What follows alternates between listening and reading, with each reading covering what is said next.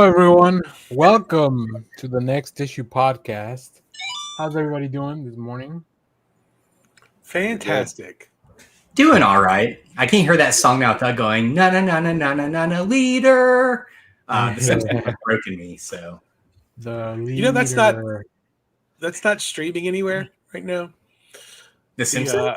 The original Batman, the Oh. 66 Batman, is not on Max. Not currently on HBO Max or whatever it's called. Of course. Which is where it should What a be. bold strategy. Hey, you know that thing we own that is already made and we don't have to pay money for it anymore, and it takes up like very little room in the server? Let's not use that at all to make any money. Yeah, bold moves. Exactly. It is courageous people like that move companies forward. There's somebody that I follow either on Instagram or TikTok that's been posting a lot of like clips of the show, and that got me. I was like, oh man, I could totally watch that. And it's not anywhere. Like, I mean, you can buy the episodes, but like at that point, if I'm forced to buy something, then I'm just gonna go buy it at Half Price Books. I do know a place it is streaming for free, which is called Terrestrial Television on MeTV. Yeah, they do air it. So yeah, you could totally watch it there. Oh yeah. I love real TV, like actual. Reality is out, folks. Yeah. I've got the digital antenna hooked up, and I will stream those things. I'll go through and look and see what's playing. I watch a lot of MacGyver these days. There you go. Real MacGyver or fake MacGyver? Real MacGyver, real Magnum. I was watching some real Magnum PI.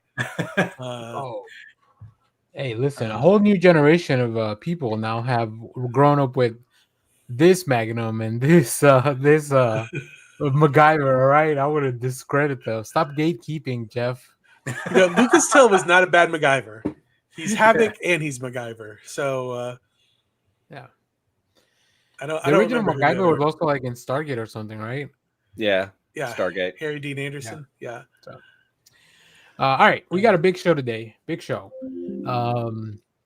First of all, we got a little thing that we're gonna do to intro the show, but in our main discussion that will start right off the top of the show, we're finally doing our movie draft, which means we're gonna take any movie after, I believe I set the date on the 27th of this month. Yeah. Forward. For the rest of the year, and we'll pick. We still gotta figure out our places and all that. But to get us into that competitive spirit, I wanted to do a little bit of. It's not really Price is Right, but I was on, and I'm trying to figure out how to format this into a larger thing for the show. I've been watching a lot of Mythical Morning. I don't know if you guys are familiar with Wrestling, so they do a lot of little contests where they have to. Oh, go ahead, Josh. The FBI is come for Josh. You won't know the rules. They do a little things where they have to little contests and stuff. But one of them is you have to kind of figure out what the expensive thing is, and then the price, like put the right thing in the right price order. Yeah. And I was like, well, what has more value than comic books? So we're gonna do that. As soon as Josh gets back, I'll explain what my whole thing is. But maybe I've been watching too much Mythical Morning because there's so much of it. YouTube just keeps showing me more stuff, and I'm like, wow, these guys have been doing this years of mornings. Yeah, like because then they do like the after show thing, and then they have their own other stuff, and yeah, it's a lot. I don't even get into the kitchen stuff. See, I think we should do. I think we should, while we're vamping for Josh, I think we need to do an early internet show from because I feel like there are going to be a couple of just a bunch of stuff lost to time as far as media goes. So a lot of early movies that were filmed on that nitrate that just goes up and is super flammable, they're just gone. You're never going to see those again. And I feel like a lot of early internet videos are also pre-YouTube or right at the beginning of YouTube. They're just, you're not going to be able to find. It's so hard to go through it and remember who's going to remember Chad Vader in 5 years. Once this group dies off, it's just going to be lost to time. Yeah. There's so many like fun little weird things. And some of these people do come back around. So like I've seen Grace Helbig, who was huge in the internet, like 15 years ago, kind of reemerge with her cancer scare. She's kind of doing a tour. She wrote a book and stuff like that. But it is kind of interesting to if you go back and think about like Lonely Girl 19, like nobody talks about. Oh yeah. Wow. Where are they now? Yeah, and that took the internet by storm. Like nobody could shut up about it for right. Yeah. Where's my VHS 1 special of like, where are these people now? Yeah. Yeah. Well, I mean, but that's where you get like the YouTube. I mean, Lonely Island was like they had a whole bunch of stuff like The Boo. I don't know if you guys have ever seen The Boo. It was like their ripoff of the OC, and it had a lot of like Sarah Chalk was in it. I forget who else. Right. Wow. But yeah, they had a bunch of fun stuff on the internet back in the day. Josh, I'm glad you weren't kidnapped by the FBI. Yeah. Me too. No, our stupid cat knocked over a planner. So, and then you found the listening device inside the. I did. You guessed, but I've been reading this biography of J. Edgar Hoover, and boy, that dude was planting wires everywhere. My God. Wouldn't you if you had the technology and resources? But maybe yes, but can you imagine being the agents having to go through hours upon hours upon hours of just people breathing heavily, and randomly farting? Like that's got to be a nightmare. But like we would tap like the Marvel offices just to see what they're talking about. We would tap like Zaslav's office just to find out what's the dumb things. Like I would tap Zaslav's office just filled with farts. That's all his office is. And high karate. That's the smell of Zaslav's office. I picture every time I think of Zaslav, and I thought and it's probably a more likable character, but Tom Cruise in Tropic Thunder, Les Grossman, I think was his name. Oh, yeah. Like I just picture Zaslav just doing the dances in his office because after he puts out a bad press release or whatever, or like this whole news that they are breaking up again into like Discovery trash and like HBO proper or whatever. I don't know the exact wording of it, but that's kind of what I got out of it. Like all their trash is gonna be on this one thing, this company. They're gonna take all the loss, all the loans, all the debt, and then this pristine, really nice company that I'm gonna stay the CEO of, it's gonna have all the cool stuff. It's didn't one of you post that he did not get his bonus this year? I thought Josh. Yeah. Oh, yeah, that poor man. That's true. No boat for you. I mean, I can only imagine the dance he did when he squashed Batgirl. He had to cancel that third yacht. He had to cancel the third yacht. I mean, you know what Zaslav is fucking up. I just blanked in their name. Who's the company that's picking up the rights? Like they picked up the rights to release. Like The Day the Earth Blew Up, and now the Acme v Coyote movie. I can't remember their name, but I know who you're talking about. Yeah, very prolific. I want to say pickle, but I don't think that's right. I thought ketchup something. Ketchup, that's it. Ketchup. Ketchup. It is a condiment of some sort. It is a condiment, yes. Ketchup, yeah. It's a Greg Poupon has picked up. The condiment king's behind that one. If you're wondering what the condiment king's up to, he may have gone up. But he's got his own distribution company now. Yeah, he went straight. Can't stop him now, Batman. He's one of your success stories. Back in the day, Apocalypse of comic book fame of the X-Men, he always has his 4 horsemen of the apocalypse, different mutants with different powers.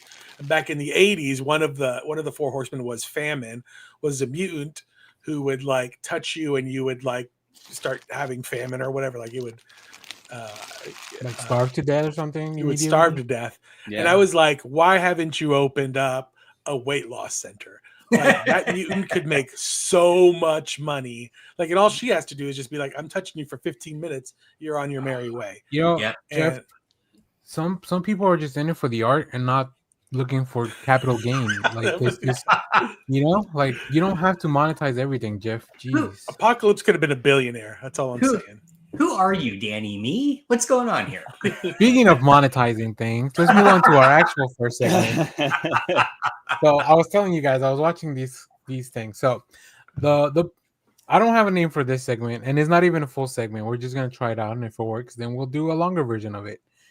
What we're gonna do is, if you go to the Key Collector Comics website, they have different buckets of like tiers, where you can look into some of your key, collector items or single issues. Okay.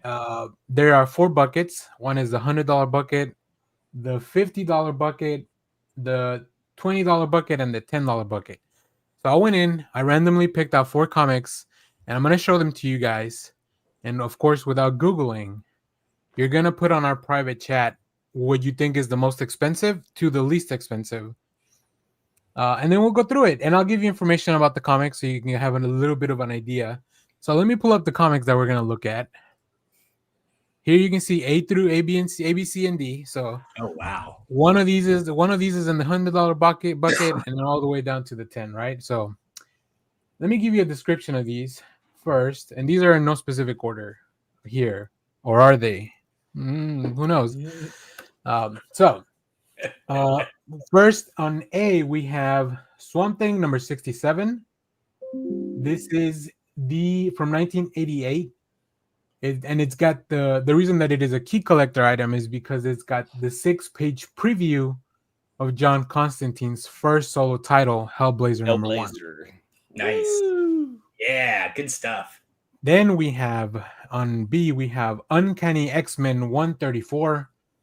This is a key collector's item because of the 6th part of the Dark Phoenix saga, and it is when Jean Grey becomes the Dark Phoenix. Next, we have Amazing Spider-Man number 4. This is from 2014. Of course it is. And it that is number makes total sense. Yeah, it is the first full appearance of Silk. She's the Korean American girl who was bitten by the same radioactive Spider-Man, the same radioactive spider as Peter. So that's her first appearance. So the spider bit Peter, and then Peter bit Silk. Exactly. No, that spider bit both of them. Into my head too. That was part of the original Sin retcon of a bunch of things in the Marvel universe. And then we have Alpha Flight number 1, which I'm sure Clay can tell us all about it, but I'll tell you about it just for brevity's sake. First appearance Canada. First appearance of Puck. First appearance of Marina, the wife of Namor. First appearance of Tundra. First appearance of Madison Jeffries. First appearance cameo of Wild Child. And then, of course, first cameo team appearance of Gamma Flight, a team training to rise through the ranks through Beta Flight and Alpha Flight. So they were like the 3rd string team. So yes, these are our 4 comics. I hope that's giving you enough time to think about it. What are the different pots again? What are the different? So one of them is in the $100 bucket. One of them is in the $50 bucket. One of them, and this is the high, right? Not that doesn't mean that's what they are, but the highest that we sold. One is in, so it's 100, 50, 20, and 10. So now you guys, when you're ready, in the private chat, you can put in your answers, and I'll go over them to see which one's right, and I'll reveal the right answer, of course. Let me. Whoops. What happened there? I don't know. That was probably me because. Okay. I was like, shit. I need that. Jeff's trying to sabotage the game. I was. My cursor was not where I thought it was. Right. The answer will probably surprise you. Maybe. Yeah, because I really feel like the newest comic, for some reason, is going to be not $10 because the Silk appearance, for some reason, might be higher than. I mean, first Alpha Flight, it's a number 1, so and it's the first volume and all the first appearances, and that 12-issue arc is one of the greatest runs of Alpha Flight. I mean, the original Sin storyline, it's just another random issue, in that ongoing event. But Dark Phoenix. Yeah, exactly what I wanted. I want you to tell me your reasoning to, as to kind of how you arrived at this stuff. So, I mean, it's the John interesting 'cause- Constantine too. He's such a huge character. Like, So I went into this trying to grab things that might be a little deceiving, that sound really important, or maybe it's like a really maybe like a really popular series. But obviously you never know really with it. I was very surprised at some of these things where they were. And like I said, this doesn't mean that that's what they cost. That that's a range, right? That they kind of categorize them as such. Like if you find one of the more pristine condition issues of this, that might be like the high bar. Let's see. So it looks like we have an answer from Josh. We have an answer from Clay, and now we have an answer for Jeff. I wish that you guys would have just given me the order like Clay did. I did. oh yeah, I just went and did that. Oh yeah. So Jeff, if you could, hold if you on, could hold very on. quickly, if you could very quickly update your. I completely ignored the handy letters above the covers. So okay. So Jeff, very interesting. So Clay has. I got my Alpha Flight #1 right up, or not #1, but their advertising poster that came out right there. Oh, nice. All right. So let me give you the right answer first of all. The most expensive comic here is the Uncanny X-Men one. I got that which one. Two of you got right. Then the second most expensive comic, which nobody got right, is actually C, the Amazing Spider-Man First Appearance of Silk. Sometimes some of these modern comics, they kind of shoot up in price, and that's kind of why I threw a variety of different ages. Yeah, and as we kind of play with this format, like maybe we'll do like specific decades and stuff, so it's not as deceiving as that. I feel like Alpha Flight should be higher, but so I this is also why I was never charged with grading and pricing comics when I worked in the comic shop. So. So the next one on the $20 bucket is actually Alpha Flight, so D, which I got. Clay got right, and also Jeff got correct. And that then Swamp I hope you Thing guys paid attention as to how many you got correct, because I'm having trouble keeping track. And then the last one, of course, Swamp Thing is I got that one correct. I kind of figured that wouldn't be worth much because it's just a preview. Well, right. Yeah. I wanted to trick you with maybe you thinking this was the first appearance of Constantine, which is not. Yeah. Yeah, because like when I've gone back to collect Atari Force, Shelby has found 3 different comics that they had previews in and gotten all of them. So one was like a New Teen Titans, one was actually a DC preview book, and then there was another book where it was like an insert. And, yeah, so like sometimes DC did really cool things like have extra stories in there that just to kind of sell that book.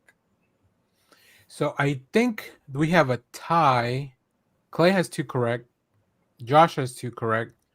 And Jeff, you have one. None of them right. You have 1 correct? I had 1 correct. Which one? I thought I had when D the last second Alpha Flight was in the 10 or the $20. Oh, you're right. Yes. You have 1 correct. So also Josh and Clay, the winners. Yeah, the other question is like on the Amazing Spider-Man one too, is it's new enough that I kind of was like, well, is it a variant cover? Because that would affect the price as well. Yeah, that's a good point. And that's I specifically did A covers because you're right. There is a variant that's even more expensive than this one. That's like a ratio variant. So that I didn't want to be that mean. What I could do is I think for one of these, what I could do is just show you 4 different variants of the same comic, and then you have to tell me. Yeah, I like that. Wow. I like that because sometimes the artist that has the top tier one, I always feel like, well, it's a more common one. But I'd also point out, like on Alpha Flight, that's a direct market cover because it doesn't have a barcode. It doesn't have a barcode. Right. Yeah. So there are. I guess I didn't specify too much with that. I just grabbed whatever was on the internet. I see. Just this is I never really get into comic prices because I'm just like, the minutia of it all. Yeah, Jeff just wants them all from the dollar bin. Is this what dollar bin comic? Yeah, they're all readers. Every single comic I have is a reader comic. Now I want you to pull up like the original image titles and say That'd be from interesting, 25 honestly. cents to $1.50. Yeah. What We'll play around with this format because it's fun. I mean, it's a little time consuming, but especially. But maybe we'll do like one of these every once in a while and just throw it in, and I can break it up in a segment. So, all right, great. Well, I hope this got your competitive juices flowing. I like it. Now the next thing we're gonna do is we need to figure out how are we gonna do this? How are we gonna decide who we are? How did we do last time? Because I mean, as far as like wins and like, because Jeff won last time, right? So do we do a reverse of and go in that order? Or do we just want to redraw all the records? Okay, so then let's just roll a dice. Well, that's exactly what we're doing. Okay, and I do. This may just paint me as like a big old dum-dum, but no. Hang on. I didn't see like Superman or FF on the spreadsheet, and so I figured we were starting after those. Oh, they were on there, I thought. Yeah, they were. Yeah, they were in there. Yeah, Superman July 11th, Fantastic Four July 25th. Yeah. Did I click on the wrong thing? Hang on. Maybe. I didn't. I did realize after the fact, because I was like, you don't have How to Train Your Dragon on here, or and then I was like, it did start after a certain point. You looked at last year's movies? So dumb. No, I started scroll down. So I started on August 1. Oh yeah, because I froze the and so I didn't think to scroll up. So I missed everything in June and July. It's fine. We'll go ahead. It's cool. I mean, I got it. Yeah, once we determine the order, you can still pick one of those. Yeah. So yeah, I also am just winging it, Josh. Okay, good. The guy who won it last time is winging it.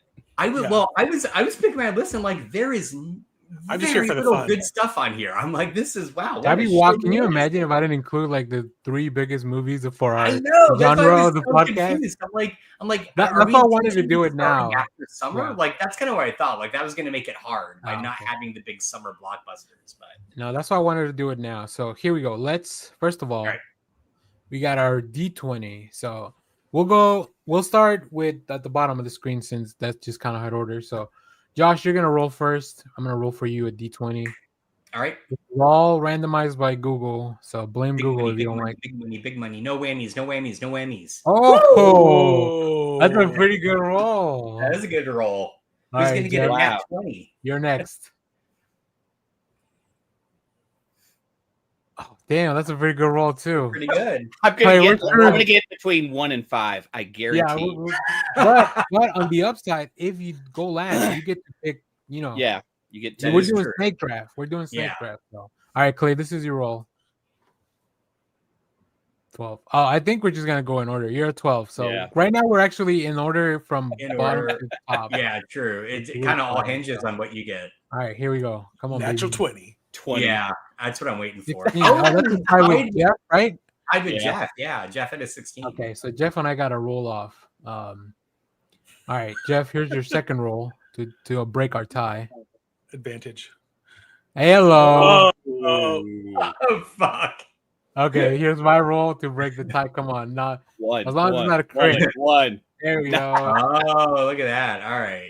Now, does that mean we have to have a roll off, or this is just no? That was just a tiebreaker. So it's Josh, me, Jeff, and Clay, right? Actually, it should be me at the very bottom.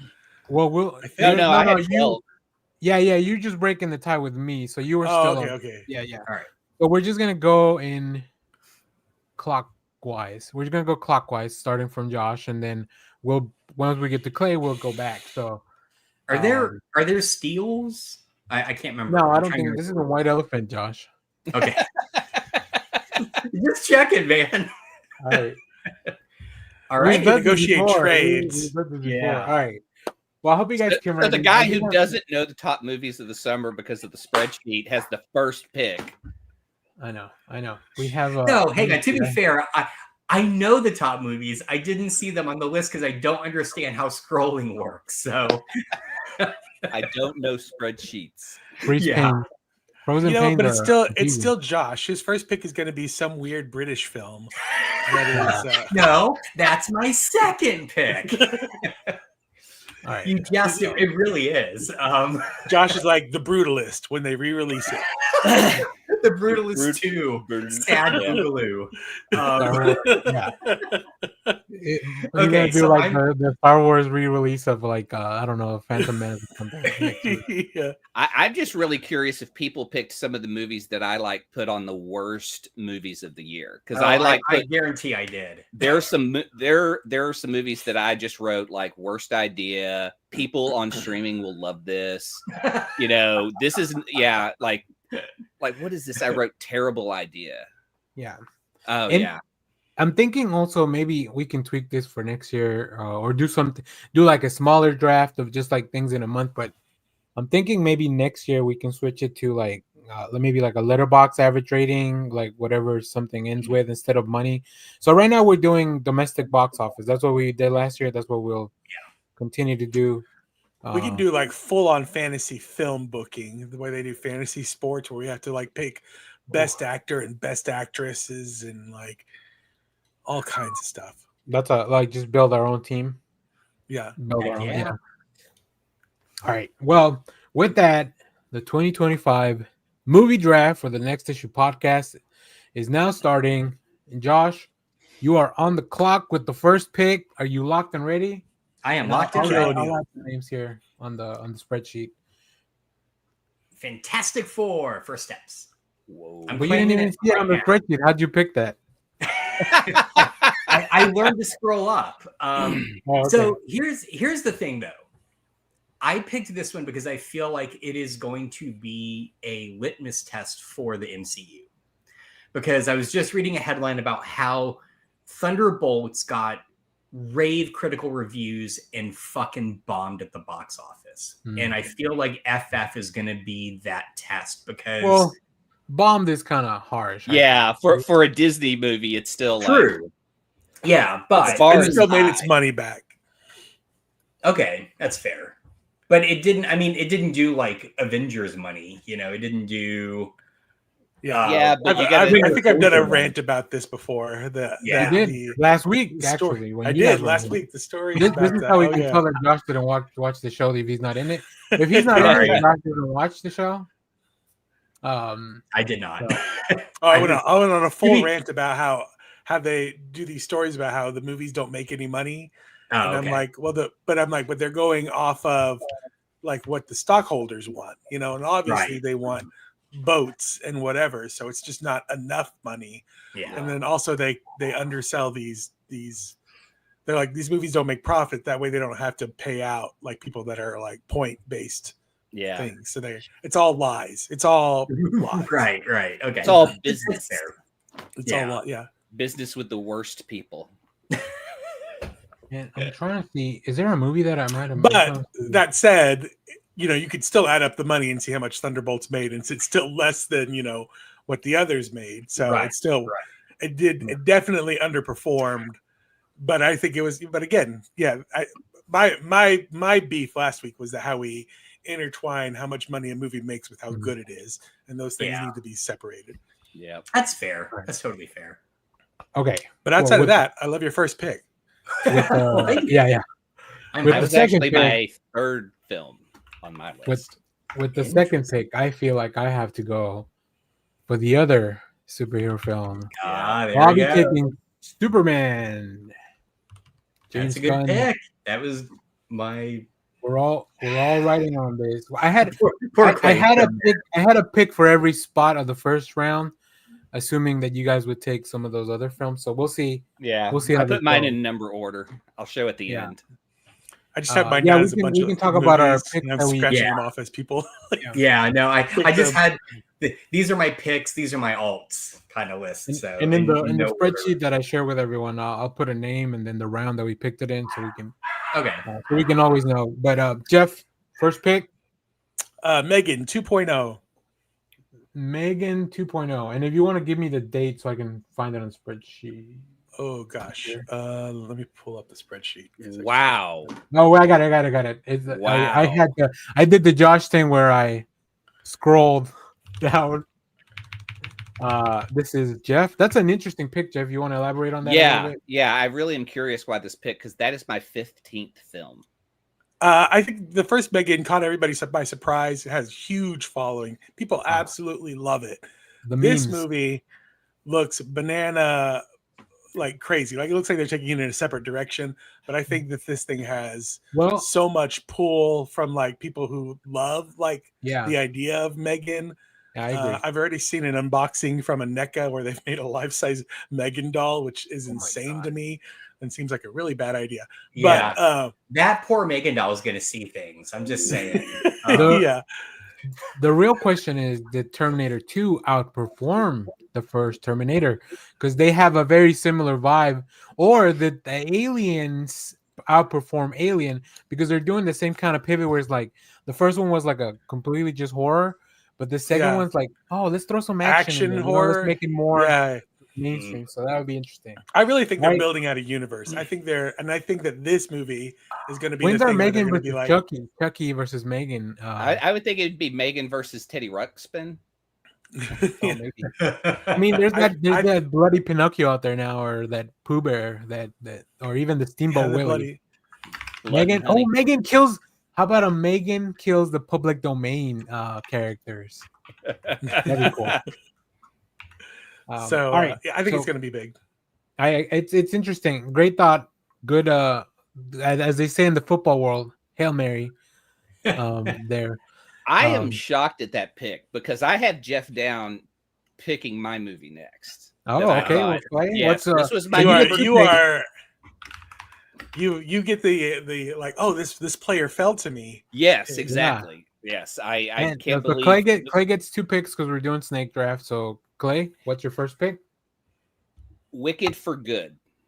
Interesting. Because Jeff killed us with that last year, so I was like, that's a second pick. That I honestly think it's Superman, Wicked, Fantastic Four is how it's going to play out. Those are the draft order I put them in because Wicked made crazy money. The big risk, though, it's in November. It's November 21st, but you get Thanksgiving weekend and you'll have Christmas. And we remember our cutoff is January 30th. To give those last few movies enough time, at least a month and a half in the theater. So Clay, you also get the next pick for the round 2. So, and this is where I'm making a risky pick. Ooh, this is my gamble, but I put it high because people love F1, so I'm taking F1 as my 5th pick. Interesting. That comes out next week, right? That does come out next week. 2 weeks from it, on the 27th. Because our starting point is the 27th. So we'll have our first head-to-head next week because Megan goes up against F1, according to the dates that I have here. Interesting. All right, Jeff, we're back to you for round 2. We're doing 5 rounds, so we're getting down into the dirty and the nitty gritty. Yeah, we are. Gosh. I'm going to go. I feel weird about this one. I'm going to go the SpongeBob movie. Hello. December 19th, I think. Yeah. Yeah, it's at the end of the year. So, like, that one I didn't pick just basically on its release date. Kids are out of school. Christmas movie. And I feel like parents are going to be desperate for something to do with their kids, right? So and I think there's a weird there's a cross pollination where everybody, like SpongeBob's been around for so long, and it is so weird. Like it's kind of that weird Gen Z, Gen Alpha humor that they love too. And then all the millennials were watching it, so I think it's good. I think it's going to be a weird cross section of like. Everybody goes to see this movie. You forgot the stoners. Stoners love SpongeBob has a huge following, and I think he secretly, low key, gets a lot of. I don't know how his other movies have done, but I feel like they all. I don't know. Maybe they haven't done well, but that is the riskiest pick because that gives you only 6 weeks. Guys, I won last time, so I just said. So you're just picking randos, guys. Right now I'm picking my faves. I can't believe that I get this next pick. You guys are really leaving a lot of money on the table there. Yeah. Just from what I'm looking at, I'm like, I can't believe they're. I just want to go on record. I'm kind of playing the game like Jeff. I know I'm gonna lose. All right, except for FF. So I'm gonna win. First off, we'll be talking about the Megan takeover. My next pick, and these are worldwide numbers, so obviously way inflated. But my next pick is from this franchise, where the first film grossed $2.92 billion worldwide. The second film got $2.3 billion worldwide. I'm picking Avatar: The Way of Water, or the Fire and Ash, whatever it's called. I thought it was Way of the Water. It was a re-release. Wait, is this one right after the next one? Hold on. When is Avatar 3 release? Oh boy. No. I've already picked it. No take backsies. No. Avatar 3 comes out in December 19th. Why is it not on the list? Because it's a re-release. No, the third one comes out on the 19th. So the re-release December 19th for the third one, right? Why is it not on the list? I wonder why. I don't know what happened. Because he was saving it for himself. Well, no, because I thought it was the other one. I thought it was the. I don't know. I don't watch these movies, so I don't know their names. That's the other thing. I'm like the only person in America not watching The Way of Water or whatever. Way of Water. It has already been out. You're right. I haven't seen. I think this one's the Fire of. It's called Fire and Ash. I just looked it up. So that's my pick. But damn. Is that coming out this year though? Because I didn't even see it. That's what I mean. According to the internet, it comes out on the 19th of December. So it's a risky gamble because is it gonna make all its money up front? But I'm still taking it. All right, and then this brings us back to Josh. Like I said, I'm going full. I am not going to win this game. My second pick is The Roses. Which, if you have not seen the trailer, looks delightful. I am really hyped for it. And I feel like I jest I'm going to lose, but I feel like there are so many big budget spectaculars coming out. I feel like there is a fairly big audience for these more lower budget, funny, domestic comedies, right? So, but it is still a film about divorce. It is, which our generation can relate to. So, sorry, it comes out August 29th. Is it August 29th? Yeah. Okay. It was on there as War of the Roses. War of the Roses. Movie. So, all right. There's Josh's obligatory British pick. Oh no, that's true. But there's more. Hey, all right, he gets the next one as well. Jay Roach directed this. Yes, I know. So it's going to be a very broad comedy. So I feel like which you can kind of get from the trailer. To watch this, I bet. Okay, so my next pick. And I just know you guys are going to laugh at me for this. But again, it kind of corresponds with my previous comment, which is I feel like we're in such a moment where everything is big, FX-driven spectaculars, right? That I think there is an audience for these lower, more, kind of traditional things. So anyway, I am going to go for The Naked Gun because I feel like there is going to be an audience for this, again, very Zaz style kind of comedy that we just haven't had in a long time. And I will say part of my reasoning is when Alex Winter announced that they were doing a Blu-ray updated, remastered edition of Freaked, which is the same kind of humor, and the internet went apeshit because everyone, if you've never seen that movie, it is so good. So anyway, I'm going to take Naked Gun. This is one that I didn't even put in my picks because I said people on streaming will love this. No, but it will not do well in the theater. I feel like you're right, and my comparative close was Spinal Tap 2. But I feel like that's definitely going to be a streaming. I can't imagine people are going to go to the theater to watch that. So. But I took that as like, well, I'll pick it because I feel like it's one of the greatest comedies of all time. Oh, absolutely. So it's like, I feel like our generation, had it, appreciates it. Then, the younger kids saw, like VH1's Behind the Music, and it's almost like, if you go watch those and then go watch Spinal Tap, it's almost a parody of it. But right. The Naked Gun is the second attempt by Seth MacFarlane to do a comedy with Liam Neeson. Mm-hmm. The only thing and nobody's talking about that because that was such a failure. They're just talking about, oh, well, it's Frank Drebin. We're going to get that same kind of humor. Mm-hmm. So that's the only hope that I have of that being successful. But they've already had one chance and it wasn't very good. Like, I remember turning that film off. Fair, but I also feel like the trailer really sold me on it. The OJ joke was fucking solid. And I feel like Neeson has the comedic chops, but has he had the opportunity, So we'll I don't know. He's so funny. He is so funny. I agree. He's very funny. So, okay. Anyway, that's my third one. I'm going to lose. There's a lot of good stuff still out there.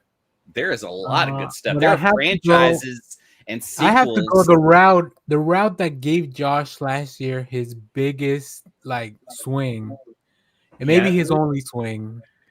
I'm taking Zootopia 2. I nearly did it again because the first one was bonkers bananas, and and after going to the theater multiple times this month, where droves of children are there.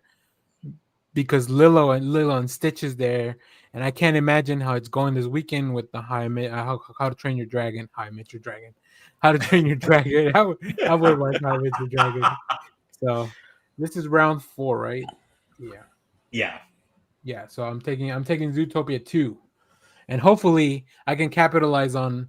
Was it Despicable Me 4, Josh? No, it was Inside Out 2. Inside Out 2. Yeah. That's what did it. That one was of the you one other guys had Despicable Me 4, right? I think.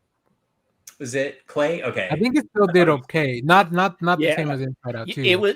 It was like those top 2 animated films and then Despicable Me, because it was like it had made so much money. Those had made so much money that it was just like catch up for everyone else to try to get there. Yeah. Again, to Jeff's point, it didn't do poorly. It just did poorly in comparison to these mega, which hits. Is the $1 billion line that they want everything to hit. Yeah. I was surprised when Jeff went SpongeBob and not Zootopia, but I was also glad that it happened. I mean, it's on my list. It's on my short list. Zootopia 2 was on my list. Okay. As was Naked Gun. Oh, interesting. Speaking of Jeff, what's your next pick? Yeah, I agree with Josh. I think that people are weirdly itching for a weird comedy, so that's why I was going to go with Naked Gun. And people are horny, so that's why I was going to go with Zootopia 2. They love that fox. Jason Bateman has never been sexier on a role than when he played that fox. But since my 2 next picks were stolen from Teen me, Wolf I'm going to have to. Or Teen Wolf 2. I'm gonna have to drop down to my favorite. My favorite's the dinosaurs. Give me Jurassic Park. Damn it! This is where I'm like, I can't believe this is still on the list. I had it as my 5th pick. Yeah, if it came back to me, I was definitely going to grab that as well. But all right, great. Interesting. That's interesting because I feel like it's a little bit of a risk because the last 3 films left. I feel like maybe people just remember the good times of the last 3 films, which were very far in between. This is also like Gareth Edwards or whoever it is. So I have a feeling that this would be like big opening weekend, and then people will be like, no, wait, it's actually good. And then the rest of those people who are just like, whatever, we'll go and go see it. The one thing that I'm afraid with some of our picks, and Josh has the advantage here, is that all our first, like some of our top stuff is going to take the wind out of each other, right? Yeah. Because we have F1 and Megan on the front that, and then the next weekend is Jurassic Park. Then the next weekend is Superman, and then the next weekend is Fantastic Four. So like we're all still like, can people go to the movies like back to back weekends? And they used to be able to. I will. Can they still do it? Yeah. I got tickets for Superman on the 8th of July. Damn, The one thing that I thank Amazon for. The only thing, huh? Well, they also sent. I don't buy a lot of stuff, but there's some stuff that I still get from them just because it comes out on the 11th, so that's like not, 4 days early. Yeah, so I'll be watching it the Tuesday before release. All plans are going according to plan. So That's yeah, awesome. stay tuned on the channel. We'll have a review for that early as well. I'll be like those influencers that get to go to the Chinese theater or wherever they're streaming it. So, all right, Clay, has this given you enough time? Has our vamping given you? Because you got two picks. Oh, yeah. You're closing out your game, man. I'm definitely staying with franchises. Okay. I'm going with sequels. My next two picks will be The Conjuring Last Rites. Oh, because people love those fake movies that seem to want to believe that they're real because they're based on real people, but they're all fake. Nothing's real about this. Yep. And another so that's one my Catholic upbringing. Let me tell you about Amityville first. Okay. And then my second one, Nobody 2. I think that is going to be the John Wick clone that survives, because I mean, you got Bob Odenkirk, everyman, kind of an everyman who, and those action sequences. I recently rewatched Nobody 1, and the action sequences are great. Doc Brown's in it. RZA for the Wu-Tang. I mean, and all the deaths are fucking cool. Like, they're all great. It's like MacGyver deaths, so Conjuring, because I have a low expectation of people who want to believe those are real, and Nobody, because they're the best action films. Yep. And Conjuring, I mean, it comes out, leading up to, people start Halloween very early. And this comes out September 5th. So like people will be like yearning for something like that. So cool. Well, Jeff, what's your last pick? I have Black Phone 2. Huh. Interesting. That's a good pick, I think. Yeah. Because that's even closer to Halloween. Dun dun dun dun. Oh, whoops. Do you know much about that film, or did you just? I saw the first one. It was good. Okay. Yeah. I like Scott Derrickson. Yeah, the first one was good. I went to Hollywood Studios over Halloween, and they had it was part of their Blumhouse thing.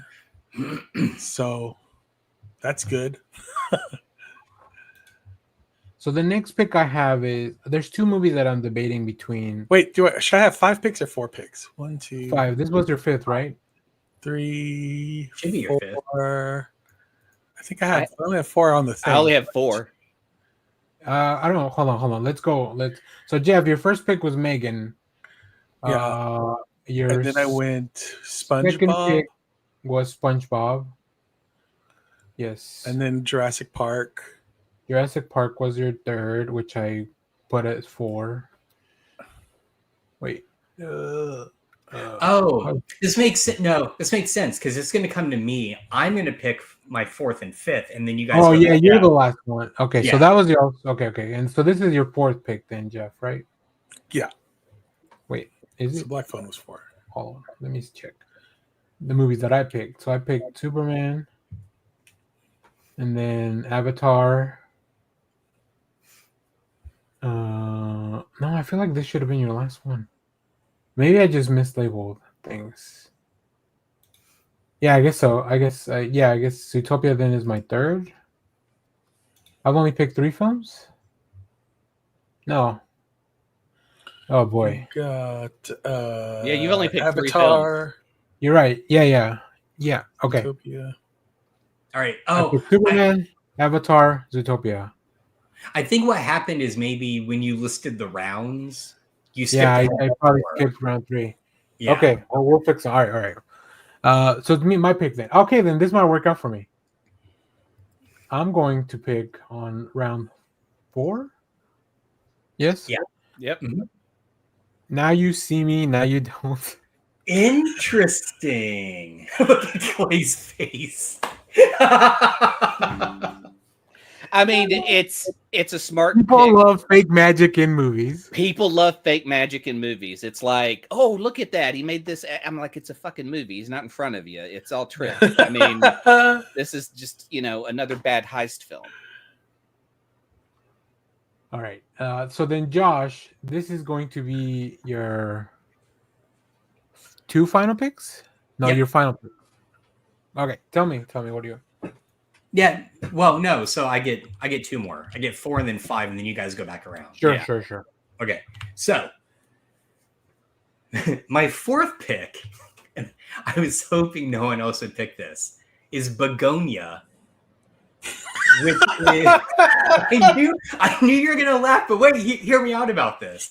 It is the new film by Milos. I forget his last name. Milos. What's his name? I know who you're talking about. Who did The Lobster? All right, yeah, and it is also restarring Emma Stone. Emma Stone. And his last movie with both of them did fucking great. Now, I don't know box office, but it was a critical darling. People were raving about it. I still haven't seen it yet. So I think, and if you read the plot of it, I think it's going to speak to our current times, because the plot is 2 conspiracy-minded young people kidnap the CEO of a company because they're convinced she's an alien. And so I think it's going to speak a lot to kind of our current capitalist culture, our hatred of CEOs and rich people. Although Department of Truth readers finally have something to watch on the movie screen. Yeah. So anyway, so I was like sitting here going, please no one else pick it. So Begonia is my 4th pick. Okay. And my 5th pick, and I am again stunned nobody picked this. Don't screw me, Josh. Don't screw me, Josh. What? Don't screw me, Josh. I may screw you. I'm sorry. Can I read you what my other picks were before I picked this one? Sure, we can't stop you anyway. So okay, Hamnet, because who doesn't want a biopic of the person that inspired Shakespeare's Hamlet? Oh, What Fun was another one, which just looks like a terrible Christmas movie. Yeah, but my 5th and final pick is going to be Predator Badland. That was my next pick. That was my next pick. Oh, I'm so sorry, guys. I mean, Clay, that was never gonna make it down to you. I'll tell you that right now. I mean, okay. Y'all picked a lot of things that I didn't think anybody would pick. So my alternate, which I didn't pick because I truly figure you're going to pick it, Clay, is Toxic Avenger. So no, because I researched it and it is a Fathom release, so it's a limited release. Oh, really? Oh, that sucks. Actually, Shelby looked that up for me. She's like, it's only going to be like a limited release kind of thing, and it's been on the shelves for 2 years. So I just don't have. I'm gonna have to play the game, which I didn't want to. I wanted to conserve a little bit of my integrity, but now I'm going full heel. And my last you picked Now You See Me, Now You Don't, and you have integrity. Hey, people love those movies. Look at the cast; they're bringing the original cast back. My last pick, though, is Smurfs. Oh, wow. My God. Really? A bad fucking idea of a movie. Like, Shelby went through it, and it looks fucking horrible. I 100% agree with Clay on this. And I had to sit through somewhere to park their children for 2 hours. Dude, I had to sit through the terrible last Smurfs movie with Neil Patrick Harris because Hazel was very young. It was vile. It was so bad. This is your fault, Josh. I was gonna pick Badlands, but then you. All right. Well, you're right. It is my fault. You did this. Sorry. All right. After that last Predator movie, I'm gonna be so mad. Especially after Killer of Killers getting in by Killer real of Killers prime is fucking amazing. Like that is the best Predator movie. It is so goddamn good. All right, Jeff. There's a movie here that feels like a trap, and I'll talk about it afterwards. Jeff, what's your last pick? I had one and now I'm rethinking because I see something else on here. I'm gonna go Freakier Friday. Oh, interesting. Okay. I thought about it. 17. I thought about it. Yeah. I can't believe no one's picked Downton Abbey. Well, I almost went Kiss of the Spider Woman just off of name recognition. And I kind of just because people might think people might get confused. And yeah, well, 100%. People don't. You know, they're like Kiss of the Spider Woman sounds like. I mean, it's a classic. Yeah, they'd be confused with the. Yeah, they're like, I love Dakota Johnson. Exactly. The last. I totally would get kissed by Dakota Johnson. So yes, the last gasp of the Fox Marvel Cinematic Universe. So, or Sony. But I feel like there's a lot of nostalgia wrapped into that one. So I feel like that would probably be well. Clay, hit us with your last pick. Yep. I've been hyping this movie, so I'm going to put it last as my pick because I want Caught Stealing to do really well. And I think it's going to be a case of a great cast and watching beautiful people do crimes. Caught Stealing is my last pick. I haven't even heard of it. All right, so no one sprung the Tron Ares trap. Yeah, that one. No one's picking that. I mean, I think as of a few weeks ago, before the Jared Leto alleged news came out. But that Jared Leto news has been around for a while. Well, now but it feels like this was the first time that it was like a headline. Maybe Disney's going to promote his crimes so that he doesn't end up in the sequel. Disney has not had a good track record with actors in the past several years, have they? Like, hey, let's get this guy to headline. Oh, what happened? Ah, fuck. Oh, I don't. I mean, I know he's a crazy person, but I haven't read any of the headlines. Now I'm worried about his Skeletor. It is what you expect. Let's just put it that way. Yeah. So, yeah. All right. Quick recap, and the order may not be fully correct, but I think it is. So, Josh, your first round, Fantastic Four: First Steps, then The Roses, Naked Gun, Begonia, and Predator Badlands. In what world Begonia gets picked over Predator Badlands? Well, I guess you had back-to-back picks. So that's my world, buddy. I guess so. You know, we should in this time next year, like once these are all streaming or whatever, you should be forced to watch like in one afternoon all the movies that you pick back to back. I would do that to watch all mine. Actually, I mean, maybe Naked Gun's going to be a piece of shit, but otherwise, the rest of these all look pretty good. So. I don't want to watch Wicked. I really just don't care. I just think there's a lot of people who love that shit. And Shelby, can I trade you Smurfs for the Wicked watch?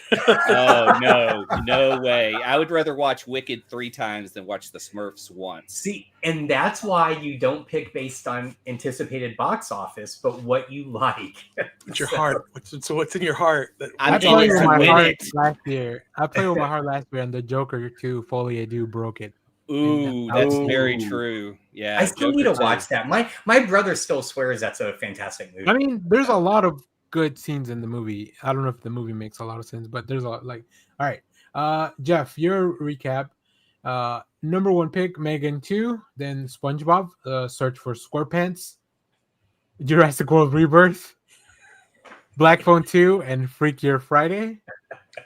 All amazing movies, by the way. Like my afternoon of movie watching will be fantastic. Yeah. I'm gonna get stoned and just have a great time. I don't want to watch F1 either, dude.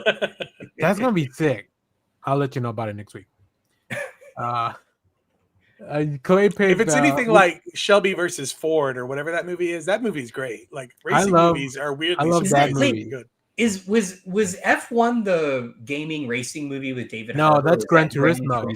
Okay. Yeah, this is the Brad Pitt or Aaron Paul's Need for Speed. Those are both based on racing video. But F1 is a video game, but I don't think only one of them is okay.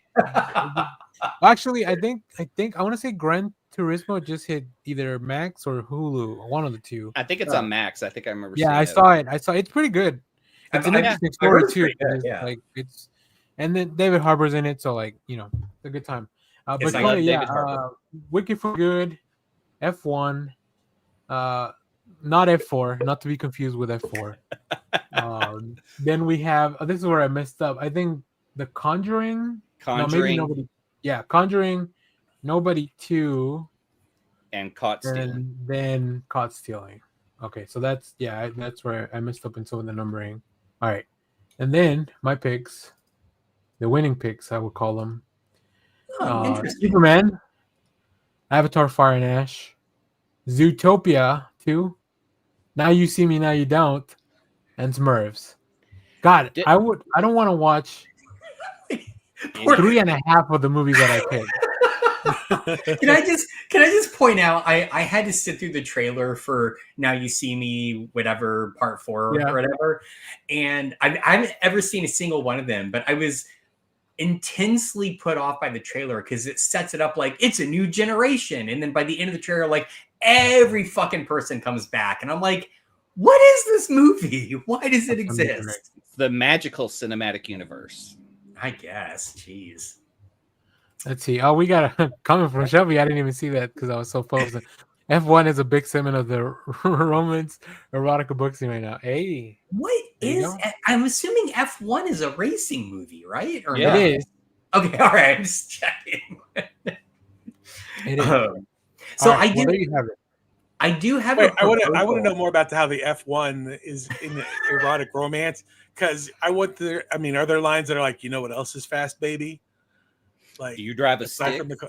I just assume it's cars fucking. Is that wrong? I think so. I think the F1 your fan fiction of cars is out of control. F1 cars. I think they don't have a get her done. It's just all the. You're thinking NASCAR. Maybe I hardly know her. So I just I just had an idea for a future variant of this, but it hinges on this question. For streaming only movie releases, do they track views? Is there an easy way to track? So for streaming, we could do like Letterboxd or Rotten Tomato scores or something like that. Okay. There's metrics for everything, but there's no viewing numbers. Yeah, that would be all right. That'd be hard to do. This is why I feel like Netflix is woefully like underwater. Right. Like, yeah. Secretly woefully underwater. There's not like they can't be making so many like insanely expensive movies and just throwing money left or right at like Adam Sandler and all kinds of people. I also being like making their money back. I'm kind of curious what everyone's next 3 picks were, just that fell off, because it'd be interesting if those picks end up turning up to be really successful. I mean, mine was Spinal Tap 2. That was my next one. I think I would have picked the Running Man because it's. I have that one as 12. Oh, I know what it was. It was because I don't think it's going to do well, honestly. But I am a sucker for any Linklater film. So I was looking at Blue Moon. Yeah, I saw that one.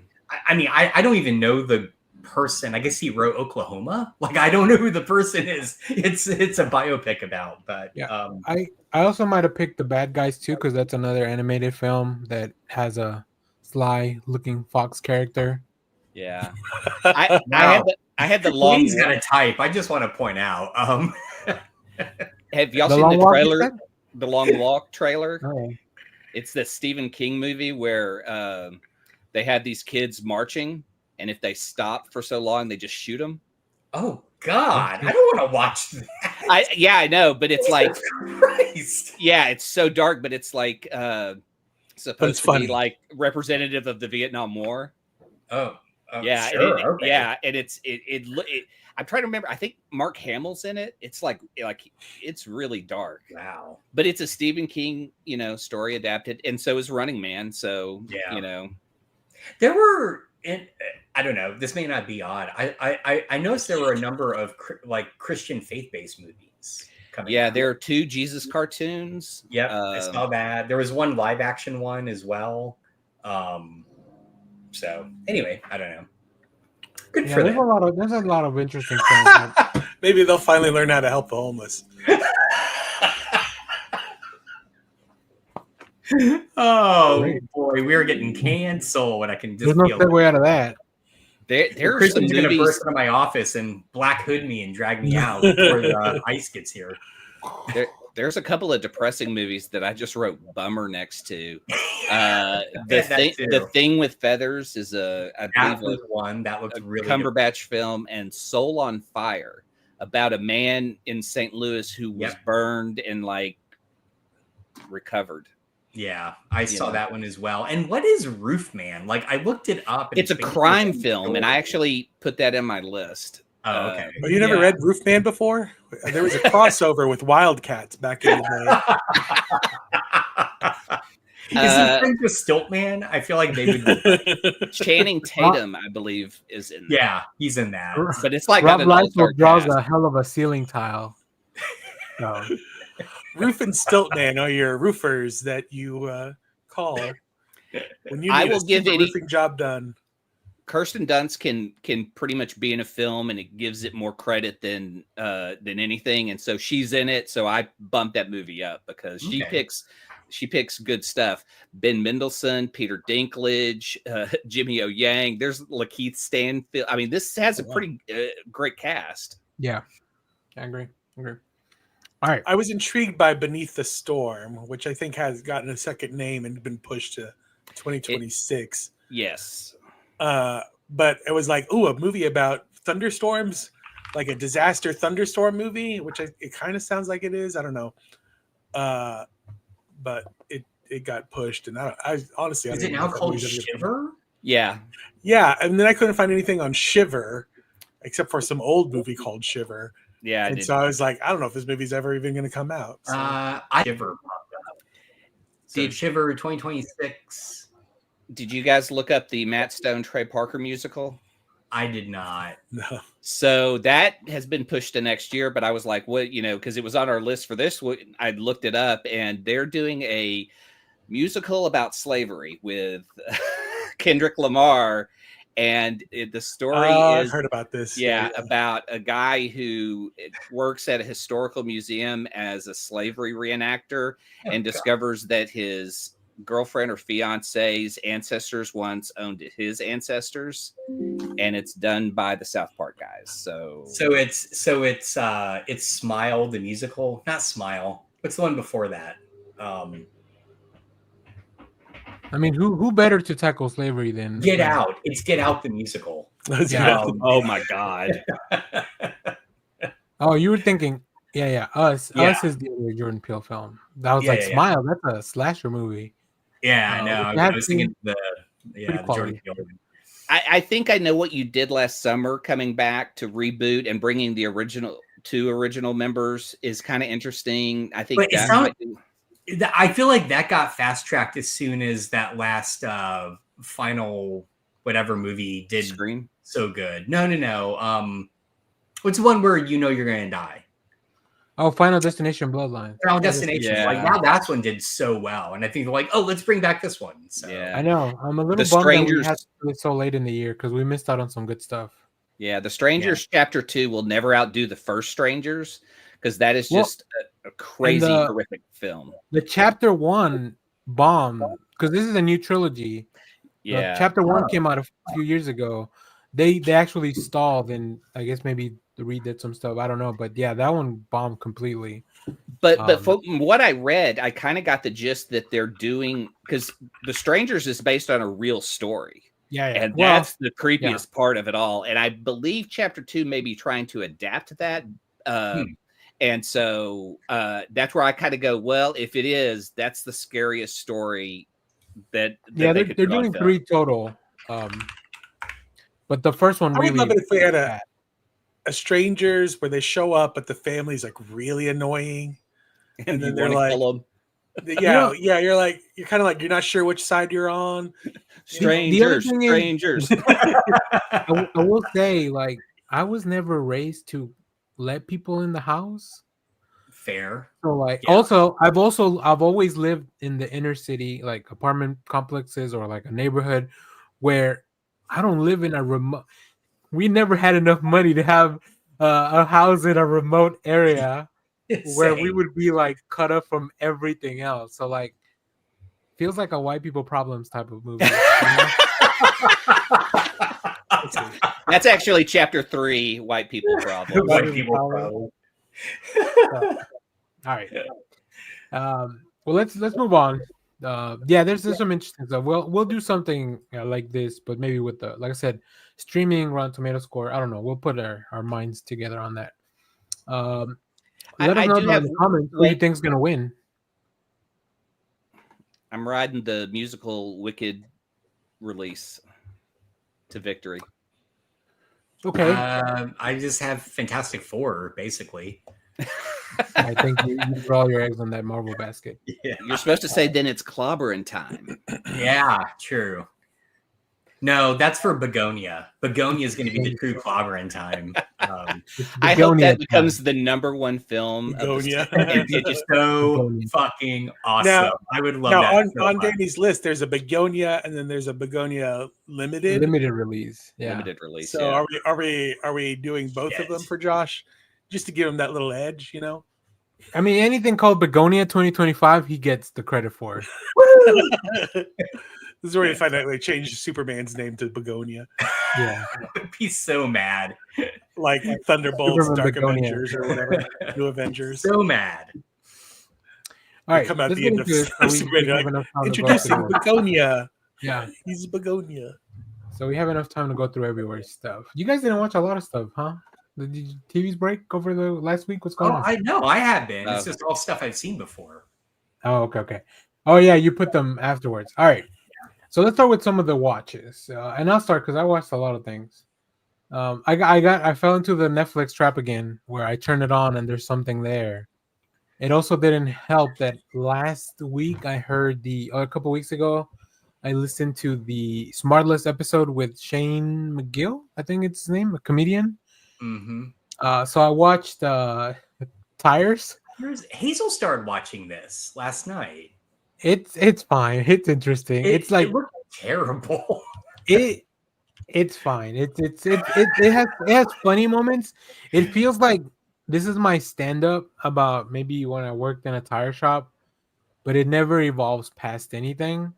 Season I've gotten 2, to the point where I've known Danny long enough where if he says it's fine, it's actually terrible.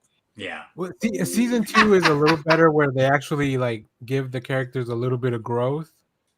But you made it to season 2? Listen, David just kind of playing along. This is prime background noise TV. You know, I can only watch so many Mythical mornings on before I gotta switch it. And there was somebody from a movie that I watched this week that was on there as well, that I wanted to check it out. So because she has a little cameo on it, but unfortunately that's in season 2. But I'm a completist. I will never start a show in season 2. I'll tell you that right now. If you don't cook me in season 1, so. But it's like 25-minute episodes. They're short, and like I said, it's pretty silly. So, but it's really interesting. Now, onto more comic book related stuff.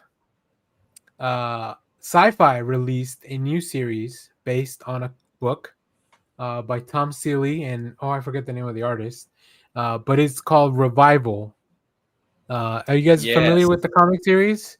Where like everyone in the town comes back, like everyone in the town that died after a certain date comes back to life. So that show is now a sci-fi show, and it is tough going back to watch a sci-fi series after watching some like prestige television for a long time. But I wanted to check it out. Isn't as good, huh? Yeah, I kind of love the throwback sci-fi shows. It's not just the CGI; it's everything. Like the sets, the acting. I think it's probably the thing that shines the most, just because, you know, whether you're in a $5 set or a $1 million set, like if you deliver a good performance, you're gonna get people hooked. But man, some of the places where they're shooting this, I'm like, this looks rough. And maybe it's supposed to also feel that way because it gives that grittiness that the comic book had. But I like it. I remember reading the comic and I was like, oh, like the show reminded me how bonkers the comic is. Like when I watched the show, because it's like, yeah, like people just like they just don't die in this new show, and like how does that affect the world? Somebody from the CDC has to go in there, which I'm like, well, that wouldn't happen today anymore. So there's like people in the future maybe even asking like, well, Mama, what was the CDC? We laughed, and they'd be like, there are these discs that we listen music on. Yeah. So it's interesting. I'll do a full review for the channel, but if you enjoy the comic series, I think you'll kind of owe it to yourself to check it out. I don't know if it's on Peacock though, because I think that's where a sci-fi show would go. Yeah. I don't know if they're doing next day on Peacock or maybe they'll move it after, because that's where the Alien show with Alan Tudyk, Resident Alien, like that's where it ended up going to streaming. So a lot of these shows do really well when they hit streaming. If you don't believe me, Sherlock and Daughter like became a hit as soon as they went on Max, and the show's fine. I've watched most of it. The show's fine. And then I went to the theater a lot, because I was out. So I'll start with what I watched last weekend. On Sunday, I watched Dangerous Animals. That's the Jai Courtney, Hassie Harrison shark movie. It's pretty cool. I really, really had a good time. Okay. It's I thought it was going to be a lot more gross. I don't know what's it about. So people disappear when they go on this like shark tour in Australia.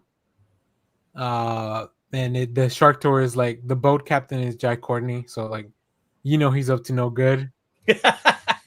But I don't want to spoil what he does because I think that's an interesting twist. Because I thought it was gonna be like a lot more. He talks to the sharks. Gross. Aquaman. I mean, he's Captain Boomerang. I think not far off. Now since we're not gonna know, we can all guess, and I think he gets in a shark suit. I think this is Silence of the Lambs, but with sharks. Well, I will say this is. I think this is what I put on my review on Letterboxd, like the best use of Baby Shark on in cinema. Wow. So if you're a fan of the song Baby Shark, who is? No one should be. But I recommend it. I think it'll eventually end up on Shudder because Shudder was one of the, like, out of the 10 production companies that show up in the beginning of the credits, Shudder is one of them. Is it more like, is it suspense or more horror or like just it's more like a thriller? It's more like a thriller. Yeah. Okay. But I also like Hassie Harrison. She was in that Tacoma FD show with the Broken Lizard guys. So if you like, Beer Fest and Super Troopers, they did a sitcom for True TV. I'm going real basic cable today with a lot of this. I was watching C-SPAN the other day. Yeah. I thought it was just an empty building now. They don't even do it anymore. Touche. And then I watched a movie that I had never seen that I probably should have watched a long, long time ago. This is an old movie, but I went to the Alamo. Oh, I wanted to go to this so bad.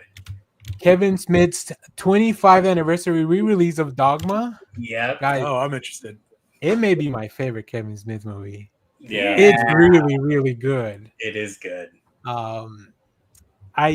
Every time somebody else showed up, I was like, how did Kevin Smith get them on this movie? Yeah. And then I remember, like, in the late 1999, like, he was probably at the height of his directorial powers. Yeah. Right? Where, like, people just wanted to do stuff with him and people wanted to work with him, which I'm sure people still want to work with him now. They just don't make as much time to do a full feature. They just do a cameo, right? Miramax had that money. He was doing tours for this re-release. He has been doing tours. And somebody asked him, like, he almost directed what's Ben and Good Will Hunting. He almost directed Good Will Hunting. They offered it to him, and he was just like, no. Like, go get Gus Van Sant to direct this. But they were like, you want to direct it? Yeah. Also, I guess because he didn't write that, maybe he wasn't, because I think a lot of the stuff that he, other than Cop Out, like most of his movies, like he wrote and directed, right? Yeah. Like he helped produce Good Will Hunting. Oh, okay. And so he had so after Clerks or whatever, he got to meet Ben and whatnot, and then they were already working on, because they wrote Good Will Hunting, and then what's his name took a pass at it afterward. But like, but yeah, so that's why he was introducing them. He's like, he was trying to get the script sold and this movie made on their behalf. I also I need to rewatch that. That's one I haven't seen in a long time. And same. I will say that I I will say like 85% of Kevin Smith is right up my alley, but then there's a 15% that I'm like, Tusk. I don't know if I can follow you there, boss. Like when that shit demon shows up. I was really like, want to watch Tusk. I feel like Tusk is probably underrated, but yeah. So I was talking to one of the guys on my shop, Jacob. He's a really big Kevin Smith fan. So I think Tusk is one of the movies that I haven't seen. Chasing Amy and Red State. Those are three of the movies I haven't seen from him. You should see Chasing Amy. State, John Chasing Goodman, Amy, and I've heard Red State's really yeah. good. So I think Tusk is probably like the one I would want to watch the least, but the other two sound really interesting. Yeah. Yoga Jersey Hosers. Girl. I love Yoga Hosers, and I think it is That one's also not for me. I think it's weird, fun, and like the girls like have a band, and it's like such 90s music. It's so hilarious. It's just a perfect Kevin Smith film.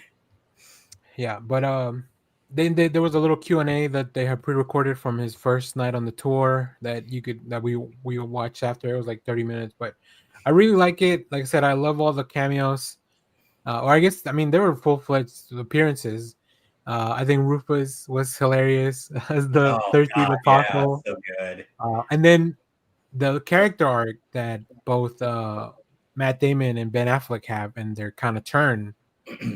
Yeah, it's just really well done. Like it really works, right? Like it's a really, really good movie. Probably, I love the Clerks films, but man, I feel like this one was right up my alley. But like I said, for the most part, I don't. All the stuff with that, was it Azrael? Right? Is that who the demon is? That Jason Lee's character? Yeah. I was like, this feels like a little bit of filler because the main arc that I care about is the angels trying to make it to the church. So I read somewhere where that may have, because I agree with you, but where that may have come in is originally for Affleck and Damon's characters, he was going to cast Jason Lee and Ben Affleck because they'd just come off of Chasing Amy together. And Jason Lee had some other commitment, couldn't do it. So Affleck recommended Damon because they, of course, are best friends, but they had also just done Good Will Hunting. Yeah. And but then Jason Lee was able to come in and do the small part of Azrael. So yeah. But either way, I mean, Salma Hayek shows up. And also, what's the name of the main actress? She was in Men in Black. Oh God, it's from Linda Florida. She's great. Yeah, she's really good. Why was she not in more movies? At least not that I've seen. What the hell? What happened? Have you seen The Last Seduction? I don't think so. That doesn't sound like I don't think I would have watched it. But it's on the list now. Yeah, film noir. I believe Bill Pullman and her. That does sound good. When did that come out? 90s, I believe. That's a young boys good movie. 1994. I think that she got caught up in. I think she's one of the ones that, because I remember hearing that, she's real difficult to work with. But then now that means that she was probably harassed, crazy, and like she probably just was just like she was like people were like, she's really difficult to work with. It means probably somebody. My guess is that they tried to harass her, and she was just like, "No, leave me alone." Harvey Weinstein. Probably did a lot of indie films. I mean, that's a Dogma's a Kevin talked a little bit about how he got his film back from him as well. Fuck that guy.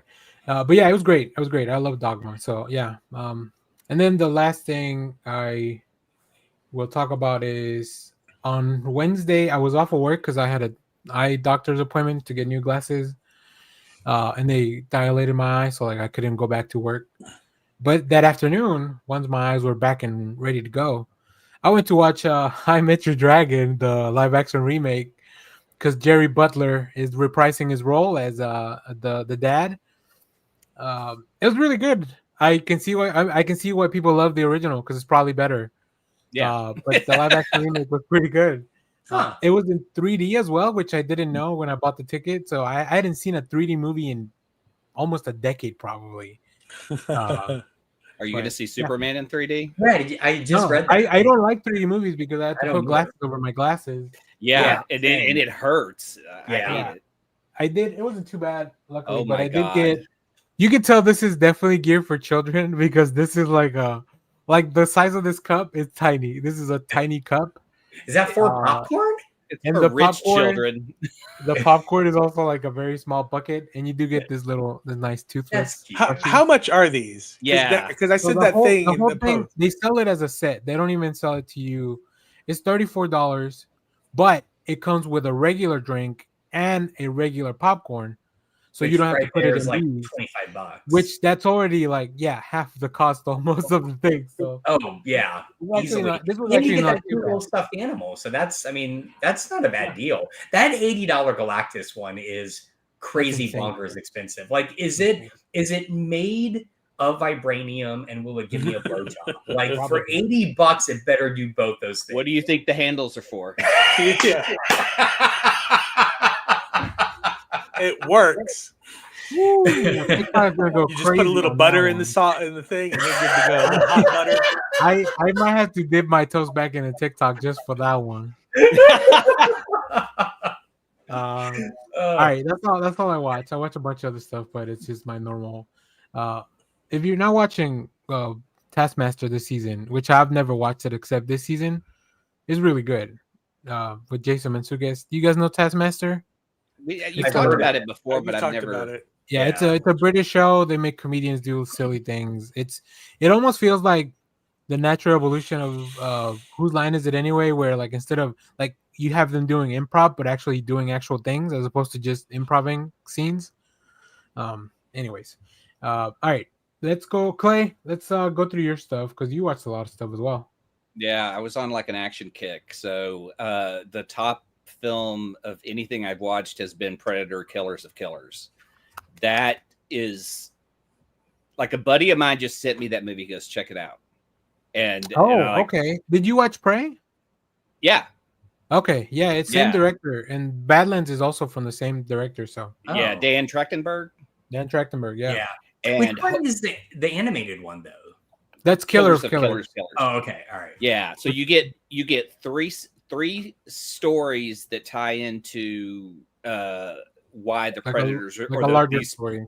Yeah, a larger story, and the Viking story may be my favorite because it has an incredible action sequence that just doesn't stop, and it's just wow. Like that whole sequence, and that's like the first one to start it off. And then you get a ninja sequence, and then you get a soldier sequence. Yeah. And those tie together to a bigger story, and you get different predators, and the style is cool, the look is cool, and just that end story.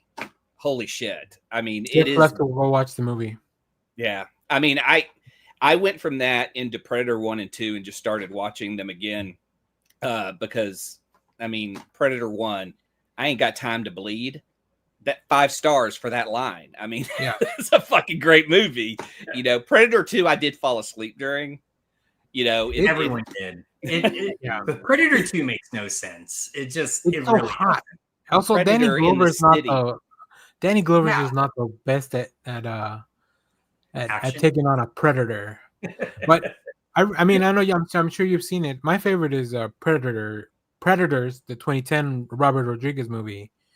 With Eric from that 70s show. Yeah. Throw that on the rewatch list. I love Alien versus Predator in the Antarctic because it has a rare ending that doesn't often happen in those films. So I dig that one. Requiem is a turd. Don't watch that film. That is so bad. It's just awful. Like sometimes when I see these franchises and they do, well, we're going to make this a smaller film. It's an Alien versus Predator film. Why would you put it in the suburbs? Why would you, like the choices are all bad. I rewatched John Wick 1 through 4 because I'd watched Nobody, and Nobody still is just friggin' I great. thought you were prepping for Ballerina. I do want to see Ballerina because I've heard it's really good, but Wick is 1 and 3 are great, 2 and 4 are subpar, and 4 is just way too fucking long. Like it is way too long. It is very long. I watched a sci-fi film called Vesper. Have you guys seen this? Mm-mm. It's weird because it's a world that does it's a movie that does incredible world building, but the story is just kind of weak. It's like after I guess it's supposed to be Earth, where they've experimented with more biological means than technology.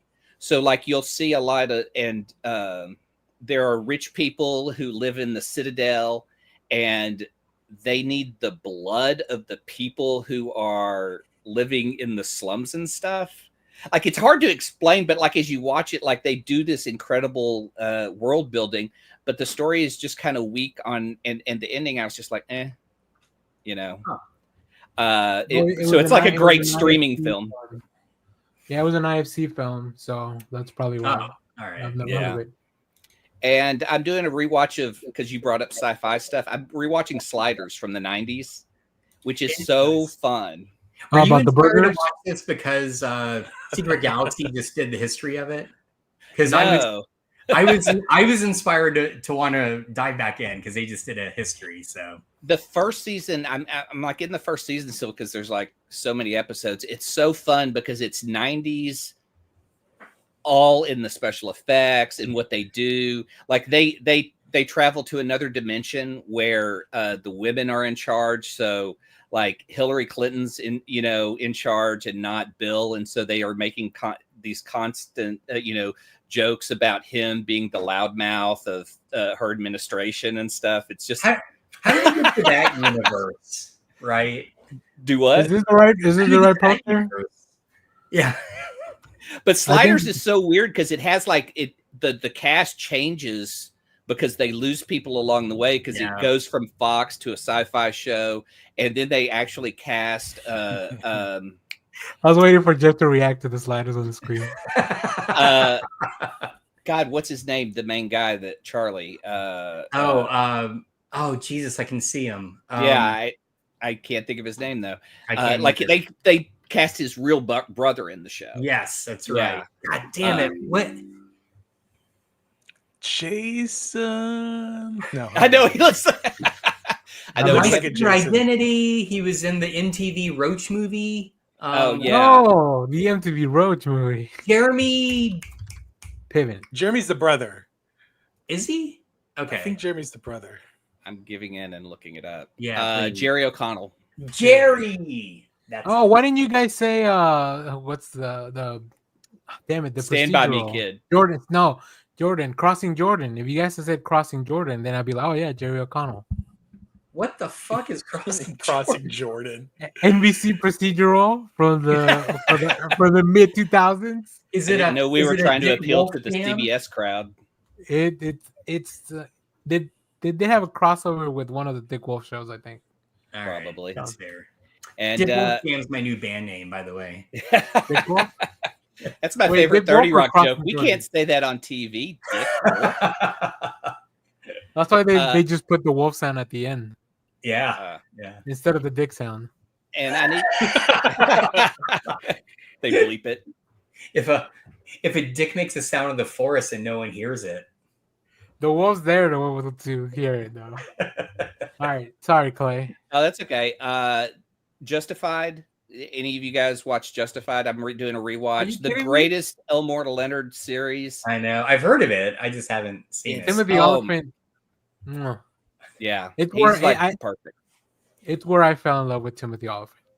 And Walton Goggins. Okay. Walton Goggins and him so too. Good. Oh my god. Oh shit. Walter Goggins goggles? Yes. Yeah. Walton Goggins was supposed to be a character that was there for an arc, and then they were going to kill him off. Yeah, and he was so good, they shot him in the heart and brought him back. Again, Laura Palmer. That's right. Walton Goggins is the Laura Palmer of the Justified universe. Yes, exactly. I watched another product of the 70s for my show with Mark, and I'm just throwing this out here because I'm curious who this movie was for. It's called Carney, and it is about Jodie Foster running away with the carnival, but after she falls in love with Gary Busey. Oh my god. No one would believe that. Yeah, no one would believe that. But the really uncomfortable part is when I looked it up, Gary Busey and the other guy that she falls in love with, they're both like 35, playing 25-year-old adult. No, she was 16 in this, and so you're just like, Oh God! You know, freaked out. When you asked who is this for, the answer is perverts. Yeah, so me and Mark are going to talk about that because I was like, I wondered how he picked it because he goes, let's watch Carney. It's like free on YouTube, and I was like, okay. Well, it was just. I hope they let you upload that to the internet. Man, I really hope that the movie studios paid for Jodie Foster's therapy. It is so uncomfortable and creepy. Yeah. God. Every time you see Jodie Foster like flinch in the Safe Room movie, she was channeling the memories from that other film. Yeah, man. But yeah, that's what I've been watching. Oh, and The Raid Redemption, because it's just I've been going through my best of, and that's my best action film of all time. It's pretty good. I think that director directed Havoc on Netflix, but it's just Havoc is just not very good. Tom Hardy's in it. I think it's the same person. Don't quote me on that. But let's move on to more rewatches. Josh, what did you rewatch? Well, I want to keep this Kevin Smith train going because that's right. Let's run a train on Kevin Smith. He would love that. Well, so my wife is out of town on a business trip, and so I'm like, all right, well, we're gonna watch some movies, right? Well, is she playing B cups? What? Yeah, she's out there playing B cups. Yeah. But one night, the first time we were going to watch something, but Hazel went to the theater to go see Friendship. I want to see that. I kind of want to see it, hearing her describe it, but I like him, but I can only handle his humor in small doses. So I don't know if a feature length is going to be for me, right? But anyway, she loved it. She thought it was great. But we watched The Big Lebowski, which she had never seen. Really liked it. That movie still holds up. Perfect film. And I wanted to do a Kevin Smith movie one night. Now, it's hard to pick someone's first Kevin Smith movie, right? I feel like Clerks is really good, but it's rough, right? And so I was down to either Mallrats or Dogma. And so we picked Mallrats. Now, I did the thing where we watched the extended cut. So it has the whole backstory with like the attempted assassination and stuff like that. And man, she loved it. She is all in on Jay and Silent Bob now. She can't wait to watch the others. So we'll probably have to watch Dogma soon, because I haven't seen Dogma in easily 20 years. I think it's the one I've seen the least is Dogma. So, but yeah, that was really good. It still really holds up. The whole, I don't know why it makes me laugh so hard. The whole, that damn kid's on the escalator again. I don't know why. That just cracks me up every time. Especially because that little joke in the background where you just hear, oh my God, that a kid got eaten by the escalator. Like, they just throw it in, like, in this one scene. Anyway. I feel like it when the little kid goes, it's a schooner. And the guy goes, it's a boat. And he goes, a boat is a schooner, you bastard. Yeah, that's such a great line. I feel like we should do a Mallrats full episode, since that, like, he's an inker, right? Like the main character. Like, there's a lot of comic books. That's Chasing Amy. Okay. And Mallrats, he's just obsessed with comics. Oh, okay. Well, I mean, Mallrats does give you one of the best Stan Lee cameos. Yeah, that's right. Which we know is canon because he was reading the script for it in Captain Marvel. So that's right. That is MCU canon. But I do also want to give a shout out, and I'm really hoping Clay's either experienced this or will now experience it. Hazel just started watching History of the World Part 2 on Hulu, which I kept meaning to watch, and I was like, I'm putting it off. Okay. Just tracked down. I walked out right as this popped up, so it's just fresh in my brain. Track down, I'll find the exact episode, but just to shout out to this one bit, which is Rasputin. And it's all like they're setting it up with photos, and it's, famously Rasputin, when they tried to murder him, like, wouldn't die, right? So they set all that up, and then they cut to the reenactment, which is Jack Rasp. And it's Jackass, and it starts off, and I'm looking, and I'm like, oh my god, that's actually Johnny Knoxville as Rasputin. And then and he's like, this is what happens when you get stabbed in the back and shot in the head and thrown in a lake. And then it pans out, and it's the entire Jackass crew reenacting Rasputin's murder, and I nearly fell on the floor laughing my ass off because it was just it's only 30 seconds, perfectly timed and done. Bringing them back for that callback, I thought was just great. So definitely worth checking out at least that one bit. Yeah, I want to see that now. Oh god, it's so good. Well, the hard part is it's not Mel Brooks, so you immediately go, I didn't think it was Mel Brooks written. No, I think it's produced by Mel Brooks. It's really produced, and he narrates it. Yeah. So it's, I mean, he's involved. There's definitely a lot of other people. There's a whole writers' room play. Everybody's in this. Yeah. Like tons of people from Sunny and any funny person you've seen in the last 20 years. Yeah, it's true. I mean, who wouldn't want to be a part of something like that? It is stacked. Which, by the way, quick aside, did you guys hear the big news about Spaceballs 2? I was going to bring it up if you didn't. All right. Rick Moranis is coming back. Don't get mad. I've never seen Spaceballs. So this might be our chance. You know, I don't think Spaceballs is that great. I was about to say the same thing. I'm with Clay. I feel like, okay, here's my take. I feel like Spaceballs and Robin Hood Men in Tights. I love Robin Hood Men in Tights. Okay, but here's the thing. I don't think they're as good as earlier ones like Young Frankenstein or Blazing Saddles. But I think the thing is, for a slightly younger generation, those were the introductions to Brooks. And so I think that they are held up in higher esteem. I am not a big fan of Spaceballs, but every fucking scene with Mick Moranis is solid fucking gold in that movie. Yes. And so when I heard he's coming back for 2, my heart leapt out of my chest. So they're gonna bring in Lewis Pullman, who is Bill Pullman's son, be in it. Yeah, which would be funny because they could do he could be a Kylo type of character, right? That would be good. So that'd be funny. I think it'd be John Candy though. Or they should just call him Bob in the same, in the Spaceball universe. that would be good to keep the streak going. Yeah, so he just plays characters named Bob. Yeah. Either way. So. Did John Candy have kids? Yeah, surely he did. Oh, he did. Do they act, or are they like accountants? Or like lawyers or something really like they actually sell candy every day. Yeah, that would be. They're confectioners. Funny. Candy confectionery. Yep. All right, Josh, is that it? That's it.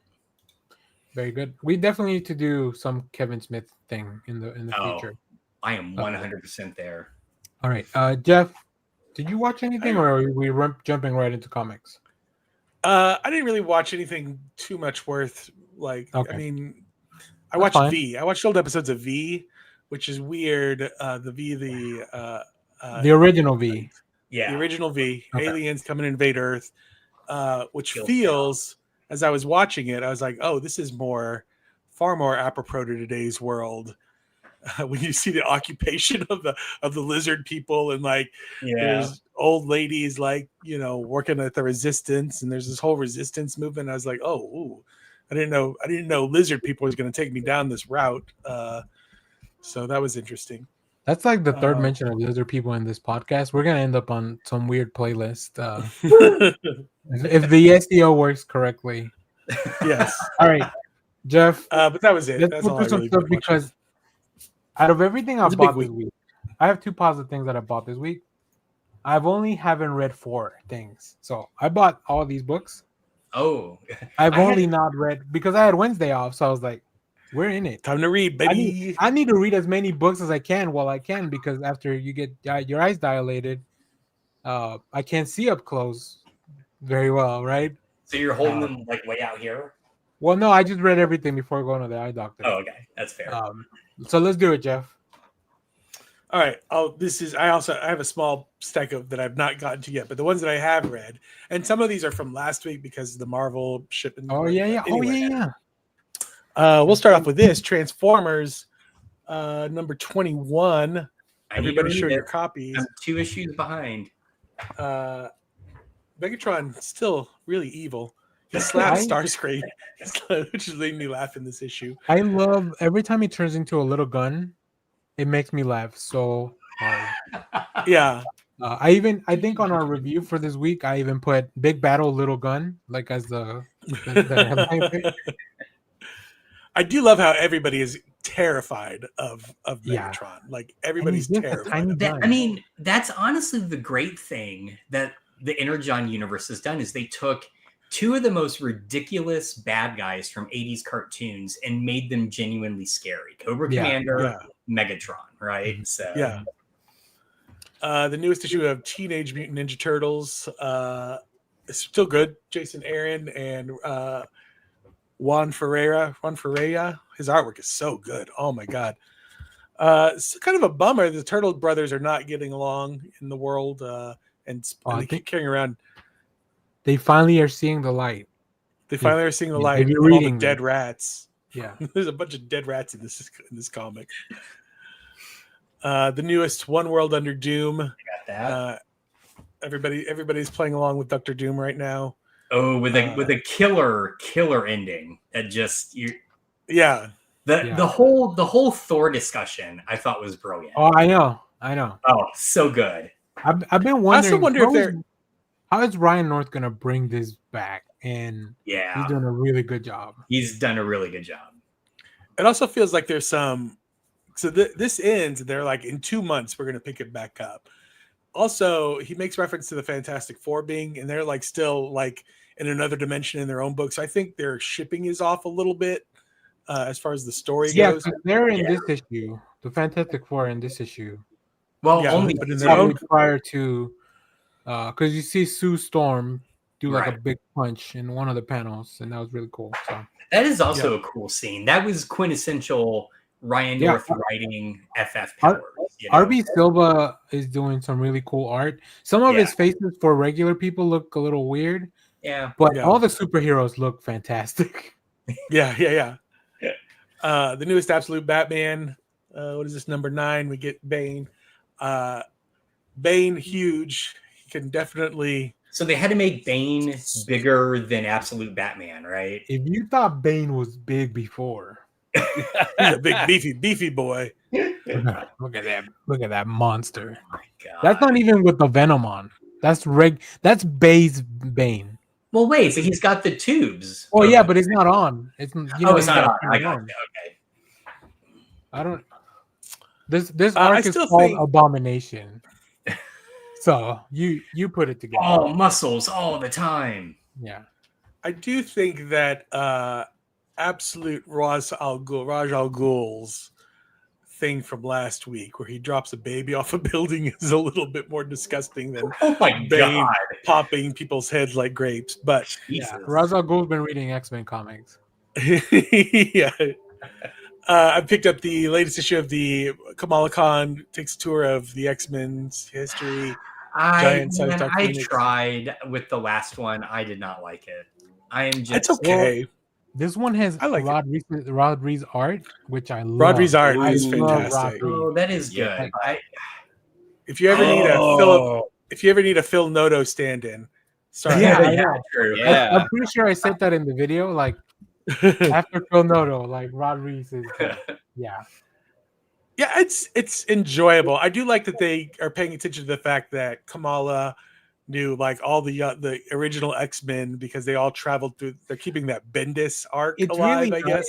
Nice. Yeah, it's really nice because they were like really good friends. Like yeah. Especially her and Cyclops really had a connection. Yeah, so she pops up in that first issue, and like Cyclops immediately recognizes her, and they have this kind of. Although I don't know if that sticks with continuity because I thought Professor X wiped their minds of the whole thing, but whatever. We're not gonna question. Yeah, I don't. Everything you're just saying is why I did not like that issue. Like I got halfway through and I'm like, I don't know what the fuck's going on. I know what this is referencing. I could give two shits, and I just closed it. Decided aside. In the last issue, the opening pages with like the reveal of who the villain is, that was really cool. It was really well done. Like just very well paced. Those 5 pages up front. Yeah, I got you. Yeah.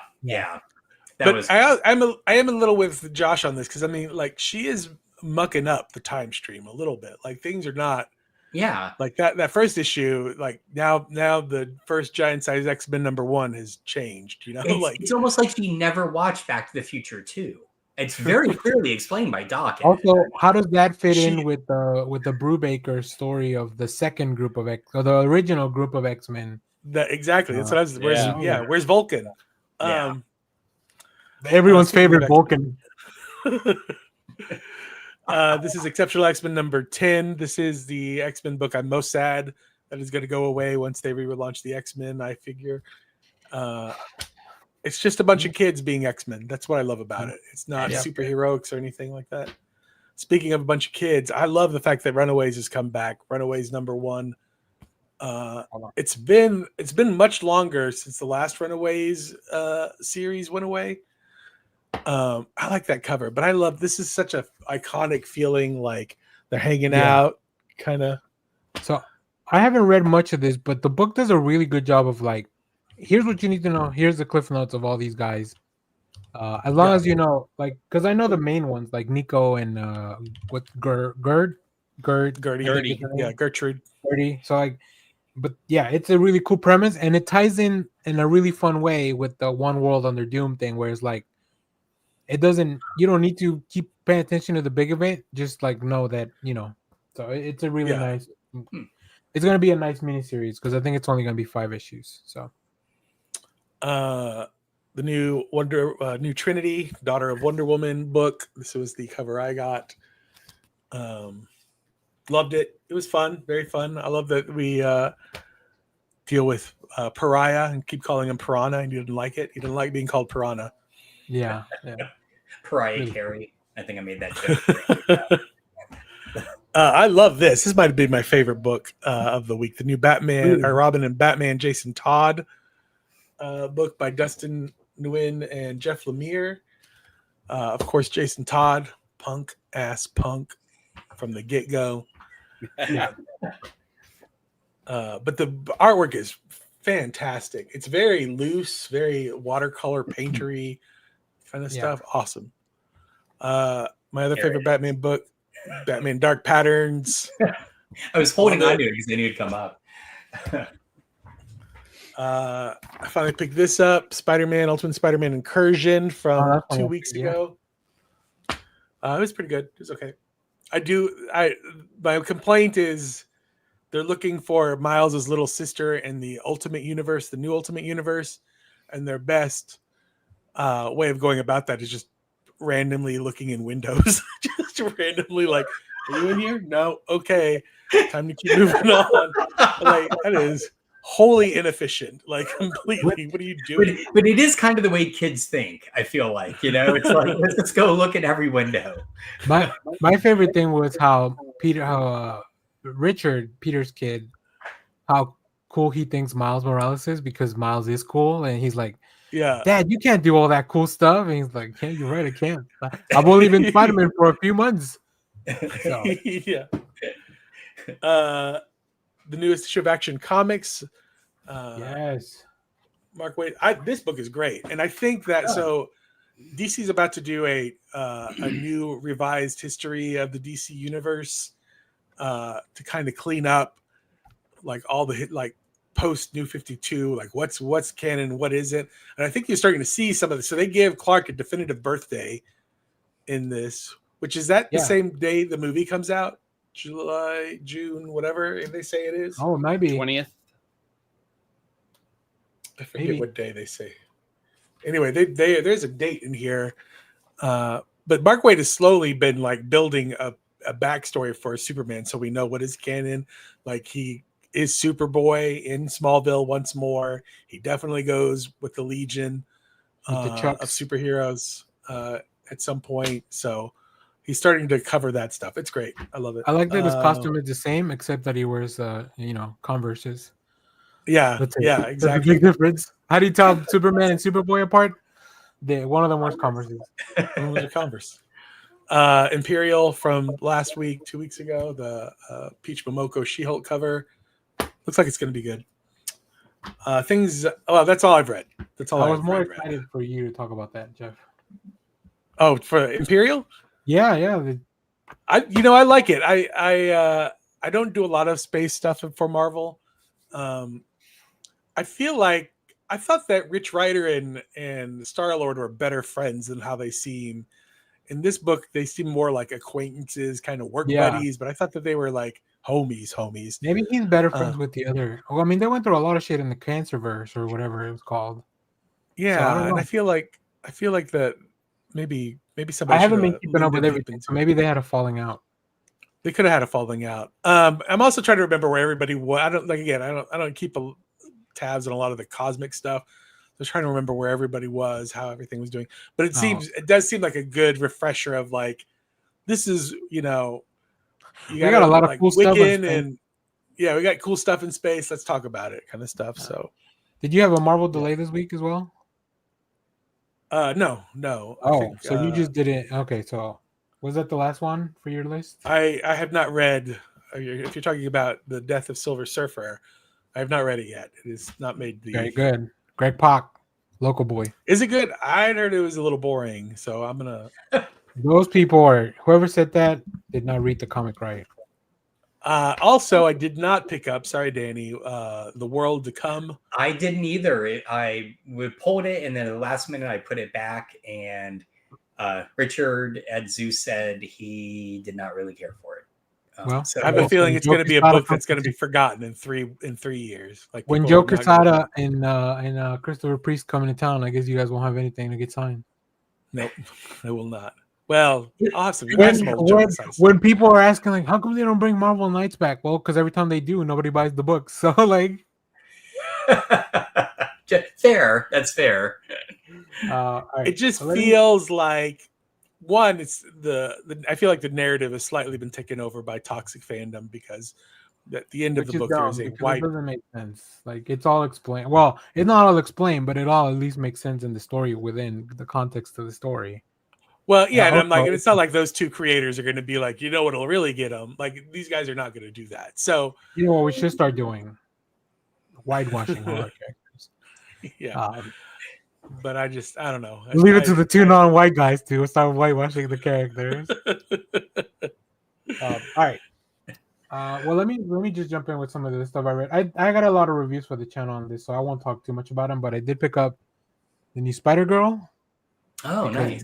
Everybody loves a new character that spun out of Spider-Boy. So this is a spin-off of a spin-off. So that's a younger version of a Spider Kid now? This is a brand new character that I had never heard of because I don't read Spider-Boy. But you get everything you need on this one. So it's pretty cool. Is there just now, does Peter have a microwave just full of irradiated spiders? He's just flinging at people left and right.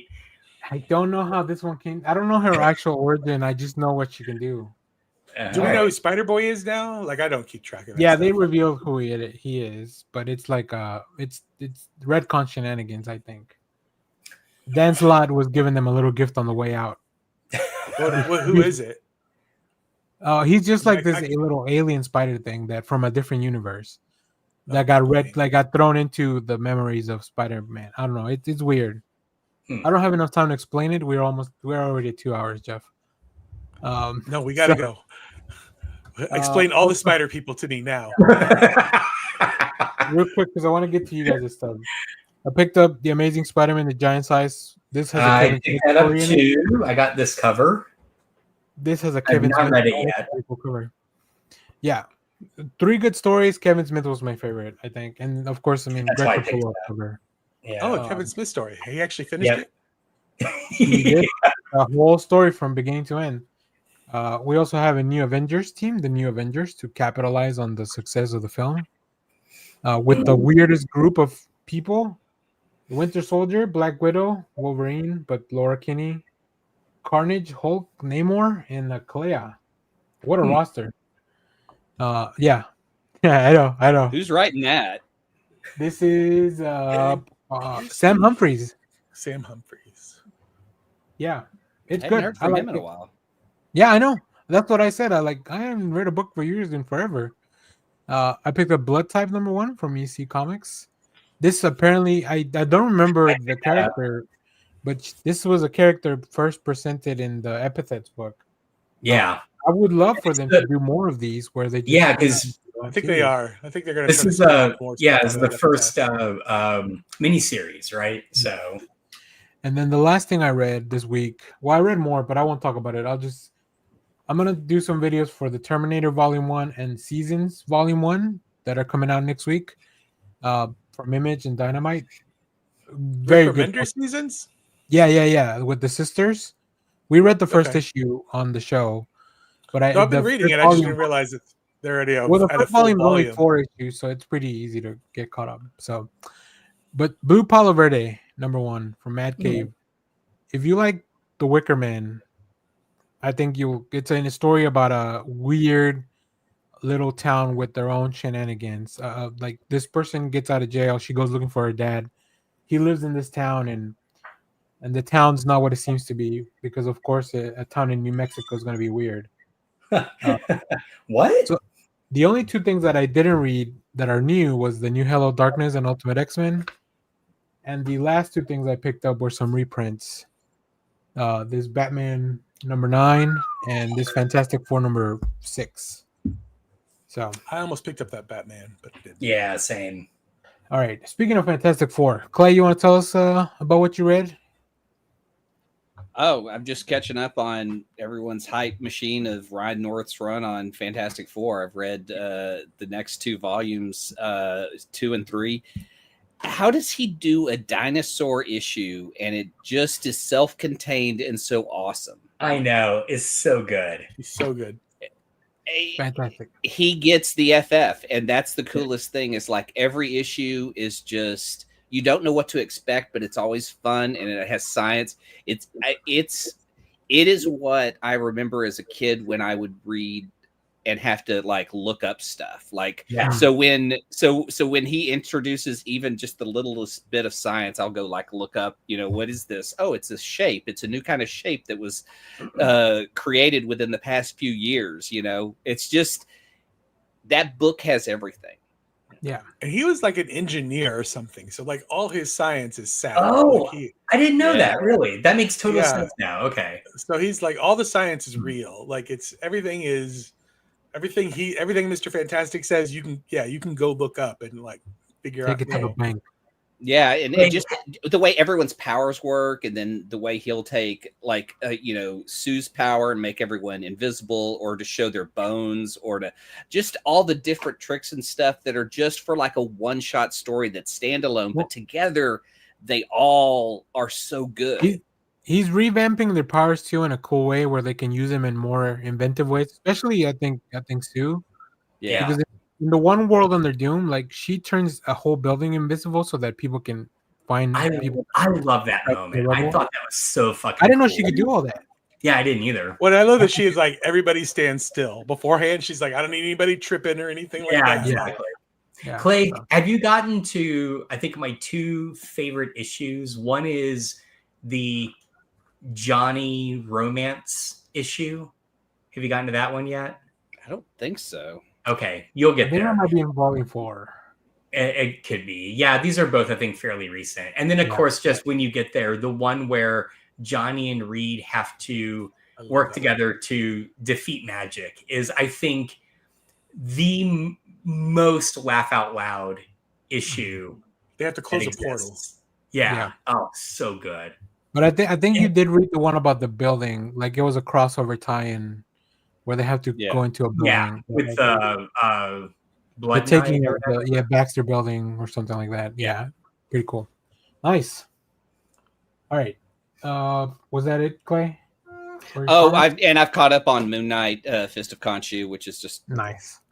I mean, it's a great book. Ed McKay, man. I know.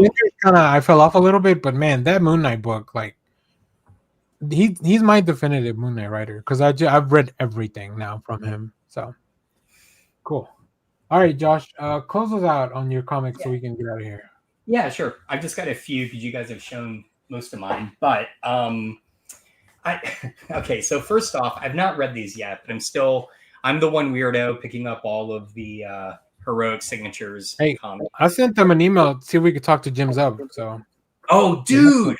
So I'm glad that somebody's reading his Conan book. Holy shit! If that happens, I will I will. Yeah, we'll plan it out. But yeah, so I do want to give props to this because it's the first Kane comic in this new line. It's very it's a good word for it. It's very dense. I feel it's very dense. I feel like there's a lot of stuff going on, but it's really, really good. Right. Conan continues to be good. I think this starts a new storyline, that issue. Yeah, there's not even Conan on the cover. Yeah, no, it's I just liked it. And then randomly picked this up because I read the description and I thought it was going to be like a single one-off, kind of like what James Robinson used to do with the stories in Starman. I was wrong, but I picked up JSA number 8 because give me a good World War II JSA story and I'm kind of there.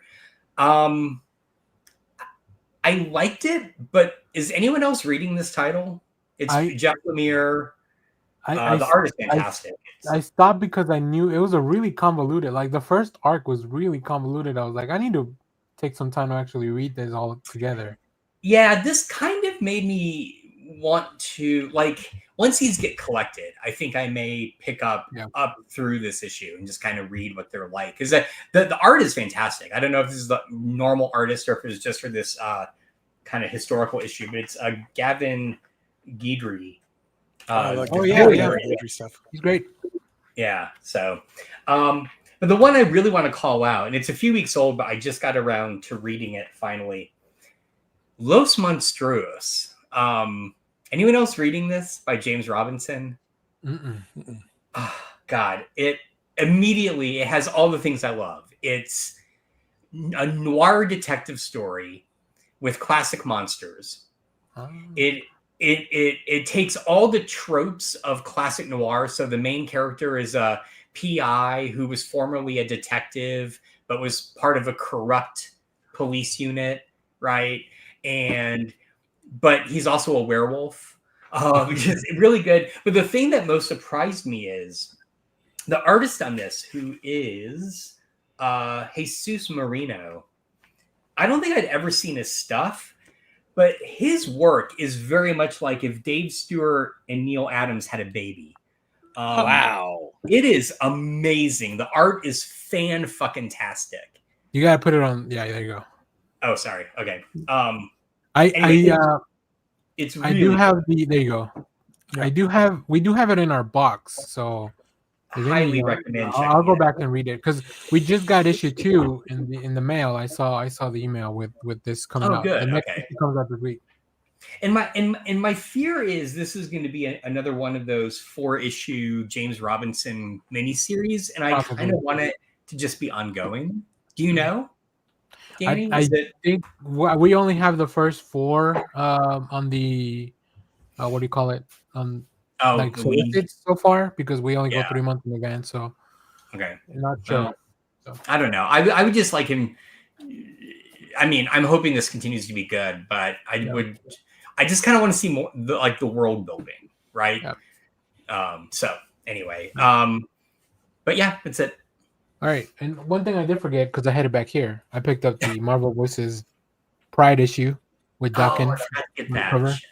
So I haven't read it, but I do have it there. All right, I think he dead right now. What's that?